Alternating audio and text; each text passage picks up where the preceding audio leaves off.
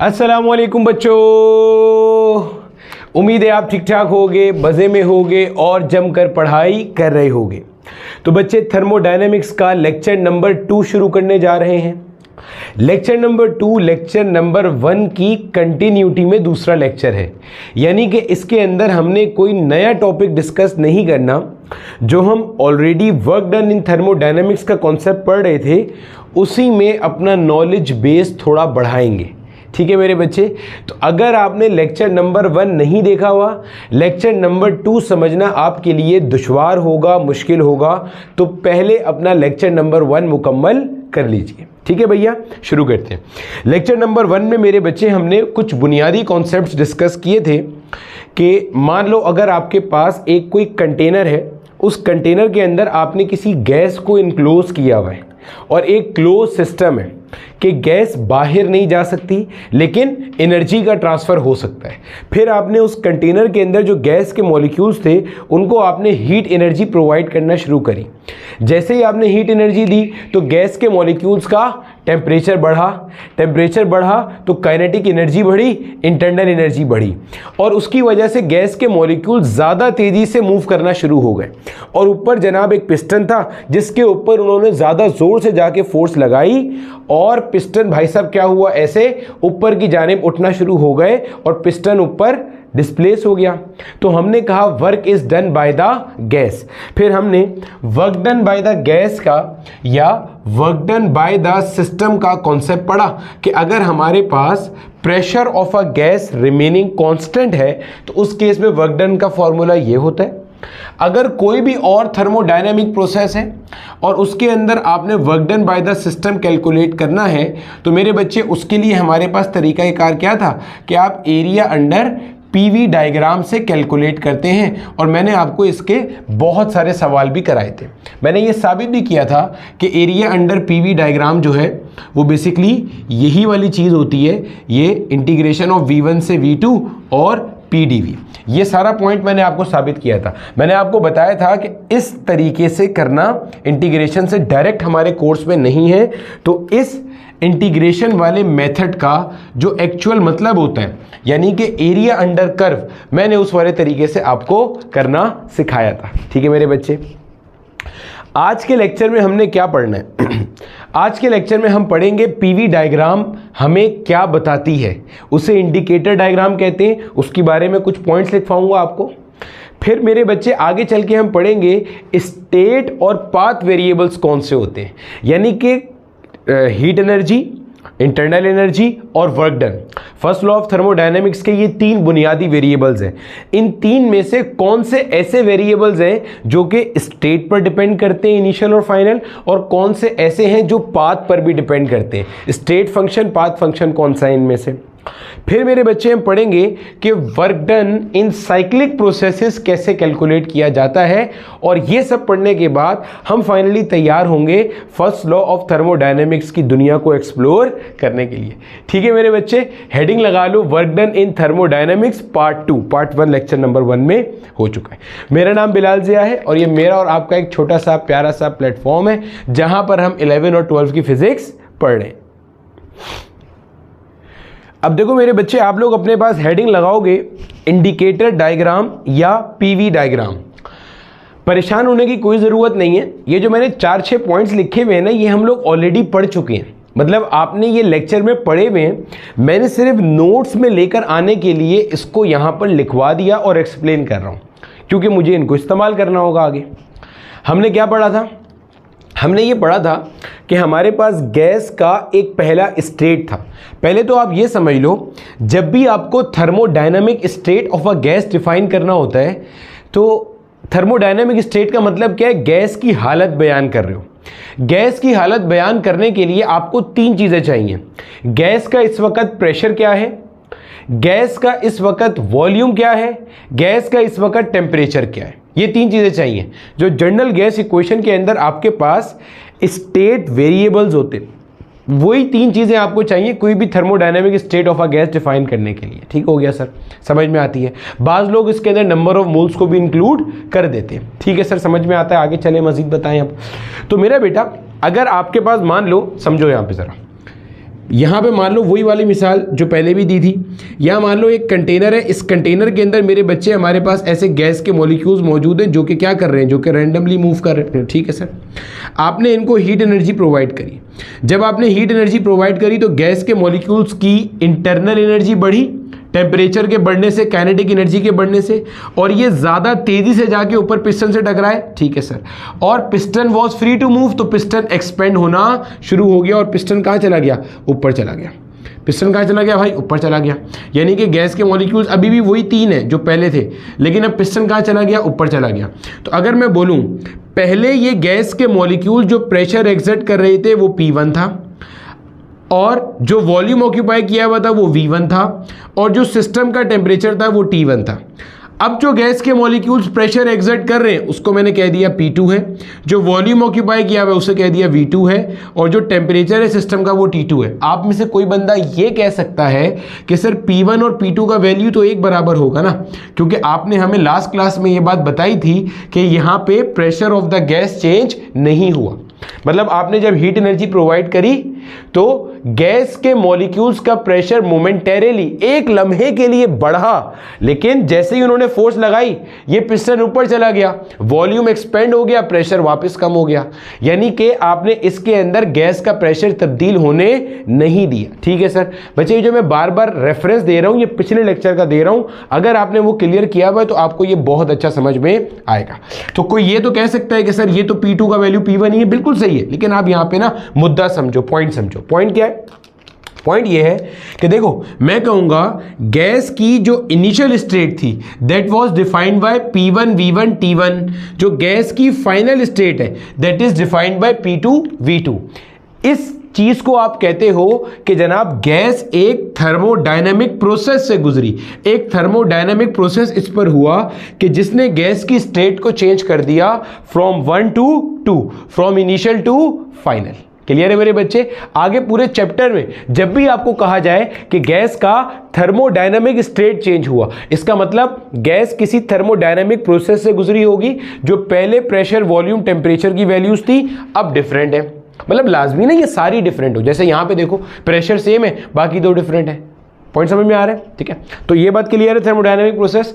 अब ये जो एक अमल है कि आपने गैस को एक थर्मोडायनेमिक प्रोसेस से पास किया, पहले उसका एक स्टेट था बाद में दूसरा स्टेट हो गया, इस पूरे अमल को जब आप किसी पीवी डायग्राम में शो करते हो तो उसको आप कहते हो इंडिकेटर डायग्राम। क्या कहते हैं? Indicator diagram. ठीक है सर, अब अगर मैं आपको इसकी इंडिकेटर डायग्राम याद दिलाऊं जो हमने ऑलरेडी पढ़ी थी, वो मैंने आपको बताया था मेरे भाई, इसकी इंडिकेटर डायग्राम इस तरह से, यहां पे P लिया, यहां पे V लिया, ठीक है सर, और यहां पे एक स्ट्रेट लाइन बना दी that is parallel to x axis volume axis, और यहां पे ऐसे एरो लगा दिया। क्यों सर, याद दिलाएं कुछ? मैंने ये बताया था कि यहां पे जो प्रेशर, मान लो P1 प्रेशर था गैस का पहले, तो अभी भी P1 प्रेशर है, यही पढ़ा ना, P1 प्रेशर पहले भी था, P1 प्रेशर अब भी है, P2 P1 के बराबर है। तो आप देखो हुआ क्या, कांस्टेंट प्रेशर पर गैस एक्सपेंड कर गई। पहले वॉल्यूम V1 था और अब वॉल्यूम क्या हो गया, V2 हो गया। यानी कि पहले के मुकाबले में मेरे बेटे आपका वॉल्यूम क्या हो चुका, बढ़ चुका।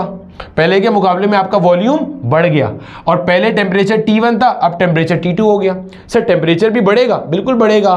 PV is equal to nRT, PV is equal to, भाई ये यूनिवर्सल गैस इक्वेशन तो है ना हमारे पास, जनरल गैस इक्वेशन, क्या लिखूंगा, V is equal to nRT divided by P। आपने प्रेशर कांस्टेंट रहने दिया, यस सर। क्या आपने गैस की तादाद चेंज करी? नहीं, क्योंकि क्लोज सिस्टम में गैस आ जा तो नहीं सकती, जो गैस शुरू में रखी थी वही है। R भी कांस्टेंट है, तो V directly proportional to T।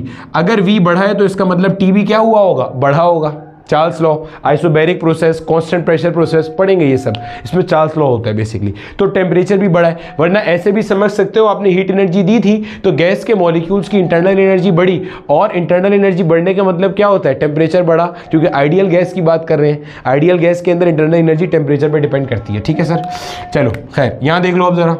तो यहाँ पे अगर बात की जाए इस पॉइंट पे, इसका प्रेशर था P1, वॉल्यूम था V1, टेम्परेचर था T1। सर टेम्परेचर तो यहाँ कहीं है ही नहीं। अरे भाई P और V का वैल्यू पता है ना, तो PV is equal to nRT को इस्तेमाल करते हुए आप टेम्परेचर निकाल सकते हो। फिर आपने एक थर्मोडायनेमिक प्रोसेस से गुजारा गैस को, और गैस यहाँ पे आ गई। अब इसका प्रेशर स्टिल क्या है, P1 है, यानी कि P2 का वैल्यू P1 के बराबर है, और वॉल्यूम क्या है, V2 है, और टेम्परेचर क्या हो जाएगा, T2 है।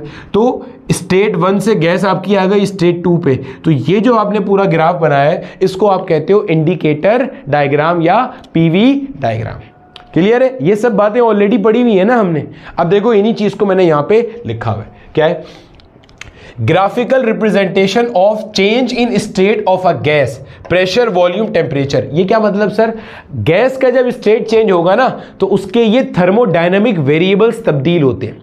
भाई जब आप गैस को किसी प्रोसेस से गुजारोगे तो या तो प्रेशर बढ़ाओगे या कम करोगे, वॉल्यूम बढ़ेगा या कम होगा, टेम्परेचर बढ़ेगा या कम होगा या कांस्टेंट रहेगा, कुछ भी हो सकता है ना, प्रेशर के साथ भी, वॉल्यूम के साथ भी, टेम्परेचर के साथ भी। तो ये कह रहा है graphical representation of change in state of a gas, pressure, volume, temperature during a thermodynamic process is called indicator diagram. ठीक है सर। फिगर शोज, ये इस फिगर की बात कर रहे हैं, 3 different paths along which a gas can be taken from state 1 to state 2।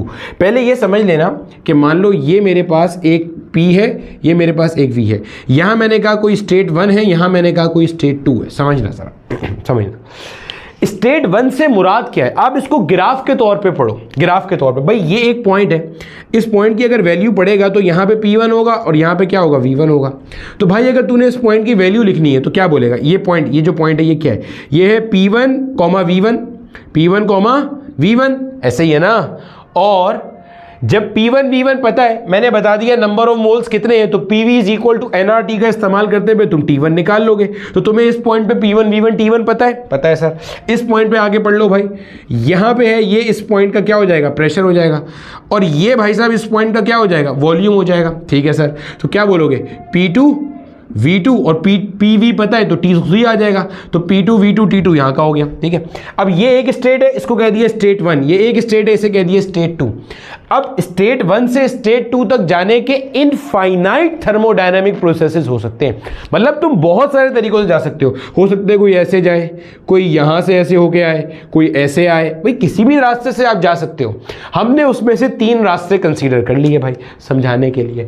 हमने कहा भाई एक रास्ता कि आप पहले ऐसे गए फिर आप ऐसे गए, समझना, पहले ऐसे गए फिर ऐसे गए। अब ये कौन सा प्रोसेस है जिसको मैंने यहां पे 3 के नाम से मार्क किया है। देखो ये एक प्रोसेस है जिसको यहां 3 के नाम से मार्क किया इधर। अब समझना, ये एक ऐसा प्रोसेस है कि जिसके अंदर पहले आपने प्रेशर को कांस्टेंट रहने दिया। देखो प्रेशर P1 यहां से यहां तक कैसा है, कांस्टेंट है, प्रेशर कांस्टेंट है और वॉल्यूम चेंज हो रहा है। देखो वॉल्यूम पहले V1 था, आगे गए बढ़ गया बढ़ गया बढ़ गया बढ़ गया, मतलब इसी कांस्टेंट प्रेशर पे वॉल्यूम बढ़ता जा रहा है। फिर आपने वॉल्यूम कांस्टेंट कर दिया और प्रेशर चेंज किया। अब देखो इस पॉइंट पे जब आ गए तो जो V2 वॉल्यूम था वही है, और उसके बाद आप प्रेशर बढ़ा रहे हो, प्रेशर आपका P1 से बढ़ते बढ़ते P2 हो रहा है। एक तरीका जाने का, मतलब बहुत सारे तरीके, उसमें से एक तरीका। एक और तरीका कि भाई साहब आप ना पहले ऐसे गए फिर ऐसे चले गए, भाई वो तो आपकी मर्जी है ना, आप कौन सा थर्मोडायनेमिक प्रोसेस लेते हो। देखो इसको मैंने यहाँ पे 1 से मार्क किया हुआ है, देखो 1 से मार्क किया हुआ है। इस पहले तरीके में क्या किया, पहले आपने, मतलब ऐसा थर्मोडायनेमिक प्रोसेस है कि जिसमें पहले वॉल्यूम कांस्टेंट रहा और प्रेशर बड़ा बड़ा बड़ा बड़ा बड़ा बड़ा यहाँ तक आ गया, फिर कांस्टेंट प्रेशर पर वॉल्यूम बढ़ा और वो यहाँ पे आ गया। मतलब हो क्या रहा है, गैस आपका स्टेट 1 से स्टेट 2 पे आ रहा है, बस डिफरेंट थर्मोडायनेमिक प्रोसेस से आ रहा है। एक कोई और तरीका है जिसमें इस रास्ते से होते हुए आ गए आप, इसमें प्रेशर और वॉल्यूम दोनों साइमल्टेनियसली चेंज होते हुए आप आ गए यहाँ तक, तो ये भी एक तरीका पॉसिबल है भाई साहब। इसको 3 कहा हुआ है यहाँ पे, इसको 2 कहा हुआ है। पर समझ में आ रहा है, ये आपके पास है। देखो figure show 3 different paths along which a gas can be taken from state 1 to state 2। तो ये मेरा बेटा इसकी क्या है, 3 डिफरेंट आपके पास स्टेट इंडिकेटर डायग्राम्स हैंगे। ठीक है सर, समझ में आता है। अब आगे एक चीज मैंने आपको क्या बताया था, जो पीवी डायग्राम होता है, अगर ये वाला जो केस था इसके अंदर आपको area under the curve calculate करना है। गौर से सुनना, अगर आपको area under the curve calculate करना है, ये जो एरिया अंडर द कर्व होगा ये आपको क्या देगा, हमने पढ़ा था ये वर्क डन इन थर्मोडायनेमिक्स देगा। जी सर बिल्कुल देगा, वर्क डन इन थर्मोडायनेमिक्स। तो यही लिखा हुआ है, area under the curve of PV diagram represent the work done in thermodynamics. फिर ये एक और पॉइंट दिया हुआ है, इसमें बताया हुआ है वर्क डन पॉजिटिव कब होता है और वर्क डन नेगेटिव कब होता है। अगर आपने लास्ट क्लास ली है तो वो भी ये वाली बात हमने डिस्कस की थी कि जब वॉल्यूम बढ़ रहा है, एक्सपेंड हो रहा है, तो वर्क डन पॉजिटिव होगा। देखो सिस्टम एक्सपेंड हो रहा है, कैसे पता चल रहा है, V1 का वैल्यू छोटा है क्योंकि वो एक्स एक्सिस में पीछे आ रहा है, V2 का वैल्यू बड़ा है क्योंकि वो एक्स में आगे आ रहा है, तो यहां पे वर्क डन पॉजिटिव है। इस वीडियो की थंबनेल में भी आपको ये चीज नजर आ जाएगी। सही है। इसी में देखोगे अब ये पीछे की तरफ आ रहा है, यहाँ पे आप देखो V1 का वैल्यू ग्रेटर है और V2 का वैल्यू क्या है, लेसर है। तो अगर वॉल्यूम पहले ज़्यादा था अब कम होता जा रहा है, सर कम कैसे होगा? भाई देखो, जब आपने सिस्टम को हीट एनर्जी दी थी तो टेम्परेचर बढ़ा था, मॉलिक्यूल ने ज़्यादा फोर्स लगाई थी तो पिस्टन ऊपर गया था। अगर आप उल्टा करते, सिस्टम से हीट एनर्जी लेते तो मॉलिक्यूल्स का टेम्परेचर कम होता और जो मॉलिक्यूल फोर्स लगा रहे हैं वो कम हो जाती और पिस्टन तो फ्री टू मूव है, पिस्टन नीचे आ जाता जब तक कि दोबारा से वो मैच ना कर जाए, वो बैलेंस ना कर जाए। ठीक है सर, समझ में आता है।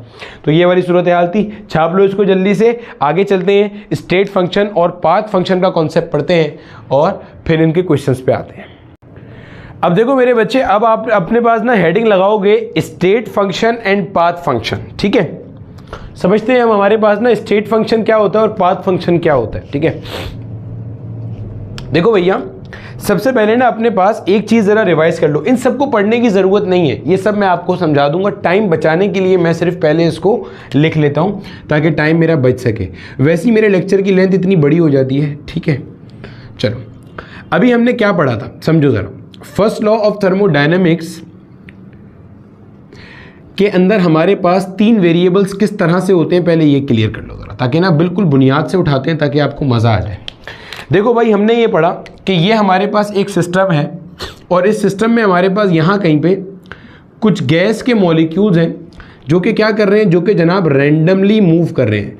कोई गैस का मॉलिक्यूल कहीं जा रहा है, कोई कहीं जा रहा है, कोई कहीं जा रहा है। ठीक है सर, अब मेरे बच्चे आपने क्या किया, इस सिस्टम को हीट एनर्जी प्रोवाइड करी। ठीक है, अब ज़रा स्टेप वाइज चलना। जब आपने हीट एनर्जी प्रोवाइड करी तो क्या हुआ होगा? जब मेरा बेटा आपने हीट एनर्जी प्रोवाइड करी तो उसके नतीजे में सिस्टम की इंटरनल एनर्जी तब्दील हुई होगी। ऐसा ही है ना भाई, पहले इसकी इंटरनल एनर्जी U1 थी। सर इंटरनल एनर्जी क्या है? Sum of all the possible energies that a molecule have. क्या मतलब सर? अरे भाई ये देख, ये एक मॉलिक्यूल जो है जो कि मूव करता फिर रहा है, इसके पास जितनी भी टाइप की एनर्जी है, यानी कि जो भी काइनेटिक एनर्जी है, जो भी पोटेंशियल एनर्जी है, सबको जोड़ लेगा तो मिला के इस मॉलिक्यूल की इंटरनल एनर्जी बन जाएगी। अब इसी तरह पूरी गैस की निकाल ले भाई, पूरे गैस के पास यानी कि उसके मॉलिक्यूल्स के पास जितनी भी तरह की काइनेटिक एनर्जी है, जो भी तरह की पोटेंशियल एनर्जी है, सबको जोड़ लेगा तो इंटरनल एनर्जी ऑफ गैस आ जाएगा। हमारे पास आइडियल सिनेरियो के अंदर चूंकि हम आइडियल गैस पढ़ते हैं तो आइडियल गैस के पास सिर्फ ट्रांसलेशनल काइनेटिक एनर्जी होती है। खैर, जब आप हीट एनर्जी प्रोवाइड करोगे तो सिस्टम की इंटरनल एनर्जी बढ़ेगी। ठीक है सर, और इंटरनल एनर्जी बढ़ने पर क्या होगा, मतलब टेम्परेचर चेंज हुआ होगा डेफिनेटली, और काइनेटिक एनर्जी बढ़ी होगी। काइनेटिक एनर्जी बढ़ेगी तो इसका मतलब स्पीड बढ़ेगी, और स्पीड बढ़ेगी तो गैस के मॉलिक्यूल पहले के मुकाबले में ज़्यादा ज़ोर से फोर्स अप्लाई करेंगे, यानी कि गैस का प्रेशर एक लम्हे के लिए बढ़ जाएगा। लेकिन चूंकि पिस्टन फ्री टू मूव है, यह आहिस्ता आहिस्ता ऊपर उठना शुरू हो जाएगा, यानी कि अंदर आप गैस का प्रेशर तब्दील होने नहीं दोगे। जैसे ही गैस का प्रेशर थोड़ा बढ़ा, पिस्टन ऊपर गया, और जैसे ही वॉल्यूम बढ़ा, प्रेशर कम हो गया। फिर तो हो क्या रहा है कि वो अपने आप को एडजस्ट करता जा रहा है, यानी कि पिस्टन जो है, जो कि पहले इस लेवल पे था, अब पिस्टन यहाँ से उठ के यहाँ चला गया। यानी कि हमने ये बात पढ़ी थी कि पिस्टन ने कुछ डिस्प्लेसमेंट डेल्टा एक्स कवर करी, और आपने ये भी देखा था कि अगर कभी किसी बॉडी के ऊपर फोर्स लगे और वो कुछ डिस्प्लेसमेंट कवर करे तो हम कहेंगे वर्क इज डन। तो आप ये कह सकते हो कि मेरे बच्चे, जो आपने हीट एनर्जी प्रोवाइड करी वो 2 कामों में गई, एक चेंजिंग द इंटरनल एनर्जी और दूसरा डूइंग वर्क। ये बात समझ आती है? यानी कि इसको मैं ऐसे लिख सकता हूँ कि भाई जो मैंने हीट एनर्जी प्रोवाइड करी थी वो 2 कामों में गई, एक changing the internal energy of the system, दूसरा डूइंग वर्क। सिस्टम ने काम किया किस पर? सराउंडिंग पर। भाई सिस्टम को छोड़कर जो भी चीज़ है वो हमारे पास क्या होती है? सराउंडिंग होती है ना। और सिस्टम मेरे पास क्या है? यहाँ पे ये जो गैस के मॉलिक्यूल्स हैं, ये मेरे पास क्या है? ये मेरे पास सिस्टम है।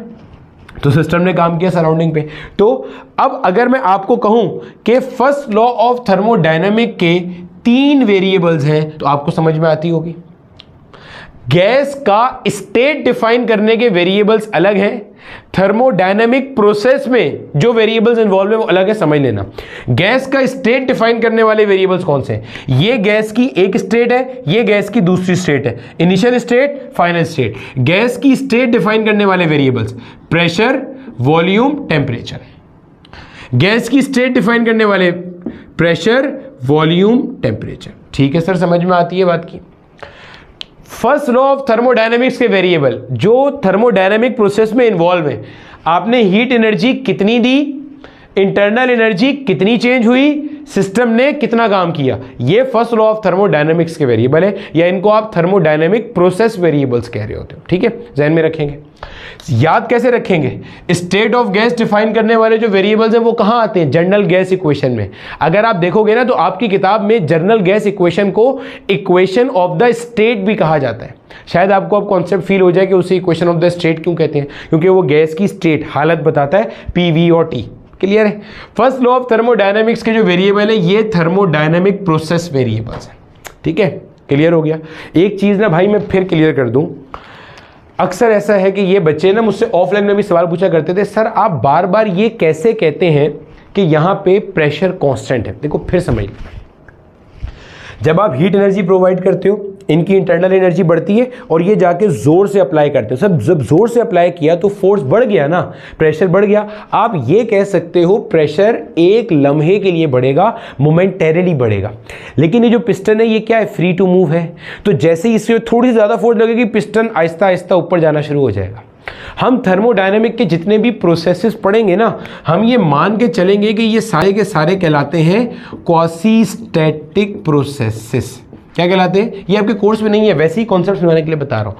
क्वासी स्टैटिक प्रोसेसेस यानी कि ये प्रोसेस इतने स्लो होते हैं कि हम मान के चलते हैं कि हर लम्हे जो चीज़ आपने कांस्टेंट अज्यूम की हुई है वो कांस्टेंट ही है।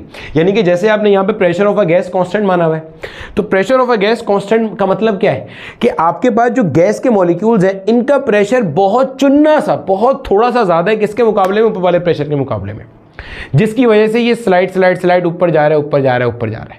यानी कि ऊपर से अगर 4 लग रहा है तो नीचे से 4.000001 लगा रहे हैं, तो ये उसके नतीजे में क्या हो रहा है? आहिस्ता मुन्नी स्पीड से ऊपर जा रहा है, इनफाइनाइटली स्लो हो रहा है। यानी कि हर लम्हे, आप जिस भी लम्हे चेक करोगे आपको यही पता चलेगा कि प्रेशर क्या है? कांस्टेंट है। यानी कि आगे इन फ्यूचर हम जो भी प्रोसेस पढ़ेंगे उसमें जो चीज़ कांस्टेंट होगी तो वो हर लम्हे कैसी रहेगी? कांस्टेंट ही रह रही होगी। ध्यान में रखिएगा, बात समझ में आ गई। ठीक है, अब ये जो मैंने बात बताई है ना, अब इसी बात को देखो यहाँ पे हम पढ़ना शुरू करते हैं। ये 3 वेरिएबल्स है फर्स्ट लॉ ऑफ थर्मोडायनामिक्स के।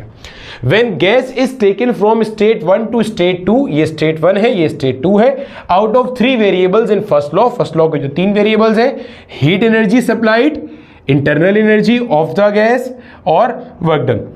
इन 3 वेरिएबल्स की बात कर रहे हैं। Heat supplied and work done depend on the path along which the gas is taken from initial to final state. क्या मतलब सर, ये क्या बात करी? यहां तक की तो बात हमें समझ में आ गई। ये आगे जो इसने बोल दिया ना, ये हमें समझ में नहीं आया, कोई टेंशन नहीं, आपका भाई समझाएगा, अभी कोई परेशानी नहीं। इसको मैं मिटाने लगा हूं। ठीक है, चलो अब समझो। हम एक चीज होती है स्टेट फंक्शन, एक चीज होती है पाथ फंक्शन। क्या मतलब सर? समझो, अभी समझ में आएगा।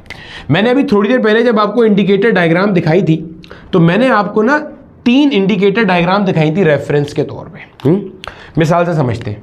मान लो मेरा बेटा एक ये पॉइंट है, एक ये पॉइंट है, इसको मैंने कह दिया, ये वाला जो पॉइंट है इसको मैंने कह दिया कि भाई यहाँ पे प्रेशर का वैल्यू P1, वॉल्यूम का वैल्यू V1। ठीक है, ये वाला जो पॉइंट है यहाँ के लिए मैंने कह दिया कि भाई साहब प्रेशर का वैल्यू मेरे पास है P2 और वॉल्यूम का वैल्यू मेरे पास क्या है जनाबे वाला? V2 है। आपने बोला ठीक है सर। अब ये इसको मैं अगर कहता हूं कि ये मिसाल के तौर पे मेरे पास स्टेट 1 है, ये मेरे पास स्टेट 2 है, तो स्टेट 1 से स्टेट 2 तक जाने के लिए बहुत सारे थर्मोडायनामिक प्रोसेस पॉसिबल है। आपने बोला ठीक है सर। अब मैं 2 डिफरेंट प्रोसेस से जाता हूं। एक बार मैं जाता हूं ऐसे, मान लो एक बार मैं जाता हूं ऐसे, इस रास्ते से, एक बार मैं जाता हूं ऐसे। जा सकते हैं ना, अलग अलग तरीके पॉसिबल है। ये अलग अलग थर्मोडायनामिक प्रोसेस है, ये अलग थर्मोडायनामिक प्रोसेस। इसको मैंने कह दिया 1, इसे मैंने कह दिया 2। अब मुझे एक बात बताओ भाई, पहले तो ये बताओ स्टेट 1 से स्टेट 2 पर ही गया हूं दोनों प्रोसेस में। ये 2 डिफरेंट प्रोसेस है, सर कैसे पता चला डिफरेंट प्रोसेस है? भाई इनकी ट्रेजेक्ट्री देखो ना, ये जो इनका पॉइंट्स है जहां से ये पास होते हुए जा रहे हैं, मतलब ये लाइन क्या बता रहा है? ये लाइन बता रहा है कि जब देखो ना, ये हो क्या रहा है, आपके पास गैस का वॉल्यूम V1 से चेंज होके V2 हो रहा है। तो ये वाला रास्ता क्या बता रहा है कि जब गैस का वॉल्यूम V1 से चेंज होके V2 हो रहा है तो प्रेशर बढ़ा बढ़ा बढ़ा बढ़ा बढ़ा बढ़ा बढ़ा और इस अंदाज में बढ़ते बढ़ते P2 हुआ। ये क्या बता रहा है कि गैस का प्रेशर कुछ अलग अंदाज से बढ़ते हुए P2 हुआ है। भाई अगर सेम अंदाज में दोनों बढ़ते तो ये लाइन भी ऐसे ही आती और ये ऐसे ही होता। गोया के दो अलग प्रोसेस है। अब अगर मैं आपसे पूछूं कि यार मुझे प्रोसेस 1 और प्रोसेस 2 का वर्क डन निकाल के बताओ, क्या कि जो प्रोसेस 1 है, थर्मोडायनामिक प्रोसेस नंबर 1 कि जो स्टेट 1 से स्टेट 2 को गैस में लेके गया, मुझे बताओ वर्क डन कितना हुआ इस प्रोसेस में, पहले प्रोसेस में वर्क डन कितना हुआ। तो देखो इसको मैं मिटाता हूं ताकि आपको वर्क डन समझा सकूं, कि बल्कि इसको नहीं मिटाते यार, इसको आगे कर देते हैं ताकि ना आपको ये भी समझ आए। देखो इसको मैं दोबारा बना देता हूँ, समझना। इसको ना यहाँ कहीं दोबारा ड्रॉ करता हूँ। देखो अगर मैं पहले वाले की बात करूँ तो पहला वाला ऐसे, ये ऐसे कुछ प्रोसेस है, और अगर दूसरे वाले की बात करूँ तो दूसरा वाला कुछ ऐसे, ऐसे ही है ना, ऐसे ही है ना मेरे भाई, ऐसे ही है। मतलब ये समझो ये दोनों को मैंने अलग अलग बना दिया, ये सिर्फ 1 को बनाया और ये मैंने सिर्फ 2 को बनाया। अगर आपको बोला जाए कि वर्क डन इन थर्मोडायनामिक्स बताओ, तो आप बोलोगे सर वर्क डन तो आपने सिखाया था ना, एरिया अंडर कर्व। तो भाई साहब ये देखो इधर से, ये वाला एरिया अंडर द कर्व होगा, बोलो हाँ या ना, ये होगा ना भाई एरिया अंडर द कर्व। जी सर यही होगा। और 2 वाले में क्या होगा भाई साहब, ये इसके अंडर में एक एरिया अंडर द कर्व हो जाएगा। अब आप अच्छे तरीके से ना देखो, गौर से देखो। अब मुझे बताओ कि क्या प्रोसेस 1 और प्रोसेस 2 दोनों के केस में area under the curve same आया है या अलग अलग आया है? अच्छे से देखो, क्या दोनों के केस में area under the curve same आया है या अलग अलग आया है? इस वाले प्रोसेस को मैंने कह दिया इसका जो एरिया अंडर द कर्व है वो A1 है, इसको कह दिया इसका है A2। सेम है या अलग अलग है? अलग अलग है। इसका मतलब A1 is not equal to A2, इसका मतलब W1 is not equal to W2। क्या मतलब इसका सर? इसका मतलब ये ऑल्दो कि गैस स्टेट 1 से स्टेट 2 में जा रही है, और यहां भी सेम। भाई यही वाली डायग्राम को मैंने 2 बार ड्रॉ किया है। प्रोसेस 1 यहां बना दिया, प्रोसेस 2 यहां बना दिया। समझना इसको, ठीक है? भले तुम्हें देखने में ये ना लग रही हो लेकिन समझ जाना, कॉन्सेप्ट का फील लेना, ठीक है? यहां से देख लो, वरना इसके नीचे ये पूरा एरिया आएगा और इसके नीचे सिर्फ ये वाला आएगा एरिया, यानी कि ये जो इसके अंदर इनक्लोज एरिया है ये एक्स्ट्रा है 1 वाले के पास। फील आ रहा है? जो इतने हिस्से में इनक्लोज एरिया, ये इसके अंदर वाला एरिया, ये एक्स्ट्रा है 1 वाले के पास। गोया के 1 वाले कर्व के नीचे एरिया बड़ा है, 2 वाले कर्व के नीचे एरिया छोटा है। तो work done in thermodynamic process 1 is greater than work done in thermodynamic process 2। ये भी लिख सकते हैं यहां पे कि भाई एरिया 1 ग्रेटर है एरिया 2 के मुकाबले में, और इसका मतलब work done in thermodynamic process 1 is greater than work done in thermodynamics process number 2। तो सीखा क्या आपने? सीखा ये कि अगर आप गैस को इनिशियल से फाइनल स्टेट में लेके जाते हो और डिफरेंट थर्मोडायनामिक प्रोसेस इस्तेमाल करते हो, तो कोई लाजमी नहीं है कि हर थर्मोडायनामिक प्रोसेस में जो work done by the system हो वो एक बराबर होगा, क्योंकि वर्क डन इन थर्मोडायनामिक्स डिपेंड करता है किसके ऊपर? थर्मोडायनामिक प्रोसेस के पाथ के ऊपर, कि कौन सा पाथ आपने लिया है। जैसे इससे पहले मैंने आपको एक मिसाल दी थी जो आपके इंडिकेटर डायग्राम में लिखी होगी, गौर से देखना, उसमें भी ऐसे ही था। यहां पे स्टेट 1 था, यहां स्टेट 2 था। एक प्रोसेस मेरा ऐसे था, एक प्रोसेस मेरा ऐसे था, याद है? एक प्रोसेस ऐसा था, एक ऐसा, यानी कि एक में आप ऐसे जाके ऐसे गए, एक में ऐसे जाके ऐसे गए। अब आप नोट करो जरा, नोट करो। अगर मैं यहां ड्रॉ करके दिखाऊं आपको, देखो जब आप ऐसे जाके ऐसे गए, ये यहां से यहां गए ना, जब आप ऐसे जाके ऐसे गए तो इसका एरिया अंडर द कर्व क्या होगा? सिर्फ ये वाला आएगा, ये आएगा एरिया अंडर द कर्व। और जब आप ऐसे जाके ऐसे गए, समझो ये ऐसे गए, तो इस केस में ये पूरा वर्क डन आ रहा होगा। तो इस प्रोसेस का वर्क डन ज्यादा था, इस प्रोसेस का वर्क डन क्या था? कम था, क्योंकि वर्क डन क्या है? Area under the curve. Concept का फील आया? तो देखो, अब देखो फिर से, when gas is taken from state 1 to state 2, यहां से यहां गए, out of 3 variables in first law, ये 3 वेरिएबल्स हैं, Q, डेल्टा U और W, हीट सप्लाइड। अभी हीट सप्लाइड को गोली मार दो, हमने हीट सप्लाइड पे बात ही नहीं करी अभी। And work done depends on the path along which the gas is taken from initial to final state. ये तो समझ में आ गया ना कि भाई जो वर्क डन है ये क्या है? ये डिपेंड करता है किसके ऊपर? पाथ के ऊपर along which the gas is taken from initial to final state. Hence heat and work done are path functions, path variables, path पर डिपेंड करते हैंगे। क्लियर हो गया, समझ आती है? ये कौन से वर्क डन की बात कर रहे हैं? Work done in a thermodynamic process. बच्चा ना इसको कंफ्यूज करता है। जब हम कंजर्वेटिव फील्ड पढ़ाते हैं ना, क्लास 11 में पढ़ा दी आप लोगों को तो मैंने, वैसे जब एप्टीट्यूड में ऐसा होता है ना, तो उसमें क्या होता है, बच्चा बोलता है सर कंजर्वेटिव फील्ड में आपने बताया था कि work done is independent of the path followed in conservative field. ओ भाई, वो मैकेनिकल वर्क डन है, ये वर्क डन एक थर्मोडायनेमिक प्रोसेस के अंदर है। गैस ने कितना काम किया सराउंडिंग पर, या गैस पर कितना काम हुआ सराउंडिंग की जानिब से, ये उस वर्क डन की बात चल रही है। क्लियर है? वो क्या है? Mechanical work done. आपने धक्का मारा, आपने फिजिकली किसी बॉडी पे फोर्स लगाई, उसने डिस्प्लेसमेंट कवर करी, ठीक है। अभी मैंने हीट सप्लाई का नहीं बताया, इस पॉइंट को छोड़ दो, इस पॉइंट को छोड़ दो। अब यही चीज देखो, मैंने सेम वहां समझा दी। ये एक आपके पास था, इसमें एक स्टेट 1 है और एक मेरा बेटा आपके पास क्या है, स्टेट 2 है। आप स्टेट 1 से स्टेट 2 पर गए, एक प्रोसेस 1 एक प्रोसेस 2। अब अगर आप देखोगे तो आपको प्रोसेस 1 में जो एरिया अंडर द कर्व नजर आ रहा है वो ज्यादा है, और प्रोसेस 2 में आपको जो एरिया अंडर द कर्व नजर आ रहा है वो कैसा है जनाबे वाला, कम है। तो आप बोलोगे वर्क डन इस वाले प्रोसेस में ग्रेटर है और वर्क डन इस वाले प्रोसेस में कैसा है, इसमें ज्यादा है और इसमें कैसा है, कम है, क्योंकि इसका एरिया अंडर कर्व ज्यादा है, उसका एरिया अंडर कर्व क्या है, कम है। क्लियर हो गया सर? ठीक है।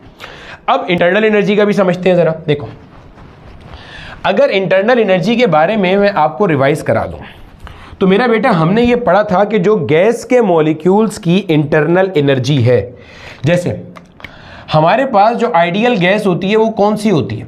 हमारे पास जो आइडियल गैस होती है मेरे बच्चे, वो मोनो एटॉमिक गैस होती है। सर ये मोनो एटॉमिक कौन सी गैस होती है, ज़रा बताएंगे आप? अरे भाई, ऐसी गैस के जिसके अंदर एक एक एटम, सिंगल एटम एग्जिस्ट करते हैं। भाई अलग अलग तरह की गैसेज होती हैं, monoatomic, diatomic, polyatomic. मिसाल देते हैं, आपने जैसे मिसाल के तौर पे आपने जैसे सुना होगा आर्गन, नियॉन, ये सारी की सारी जो गैसेज हैं सिंगल जो आपके पास जिनका वैलेंस सेल मुकम्मल होता है, जिनको बॉन्ड बनाने की नीड नहीं होती, वो सिंगल एटम की फॉर्म में एग्जिस्ट करती हैं। एक एटम एग्जिस्ट कर रहा होता है, मतलब गैस का अगर 1 मोल है तो उसमें 6.02 पावर 23 एटम्स होंगे, मॉलिक्यूल्स नहीं होंगे। सर डायटोमिक कौन सी होती है? जिसमें मॉलिक्यूलर फॉर्म में एग्जिस्ट करता है, क्योंकि उनका ऑक्टेट रूल मुकम्मल नहीं होता, उनका वैलेंस शेल मुकम्मल नहीं होता। जैसे आपके पास ऑक्सीजन है, जैसे आपके पास हाइड्रोजन है, जैसे आपके पास नाइट्रोजन है, ये सारी की सारी गैसेस क्या है? डायटोमिक है। इसी तरह पॉलीएटॉमिक गैसेस भी होती हैं जिसमें 2 से ज़्यादा एटम्स होते हैं, जैसे आपके पास ओजोन है, जैसे आपके पास कार्बन डाइऑक्साइड है। अब ये क्या है? ये आपके पास पॉलीएटॉमिक गैसेस है, ठीक है, मिसाल दे रहा था।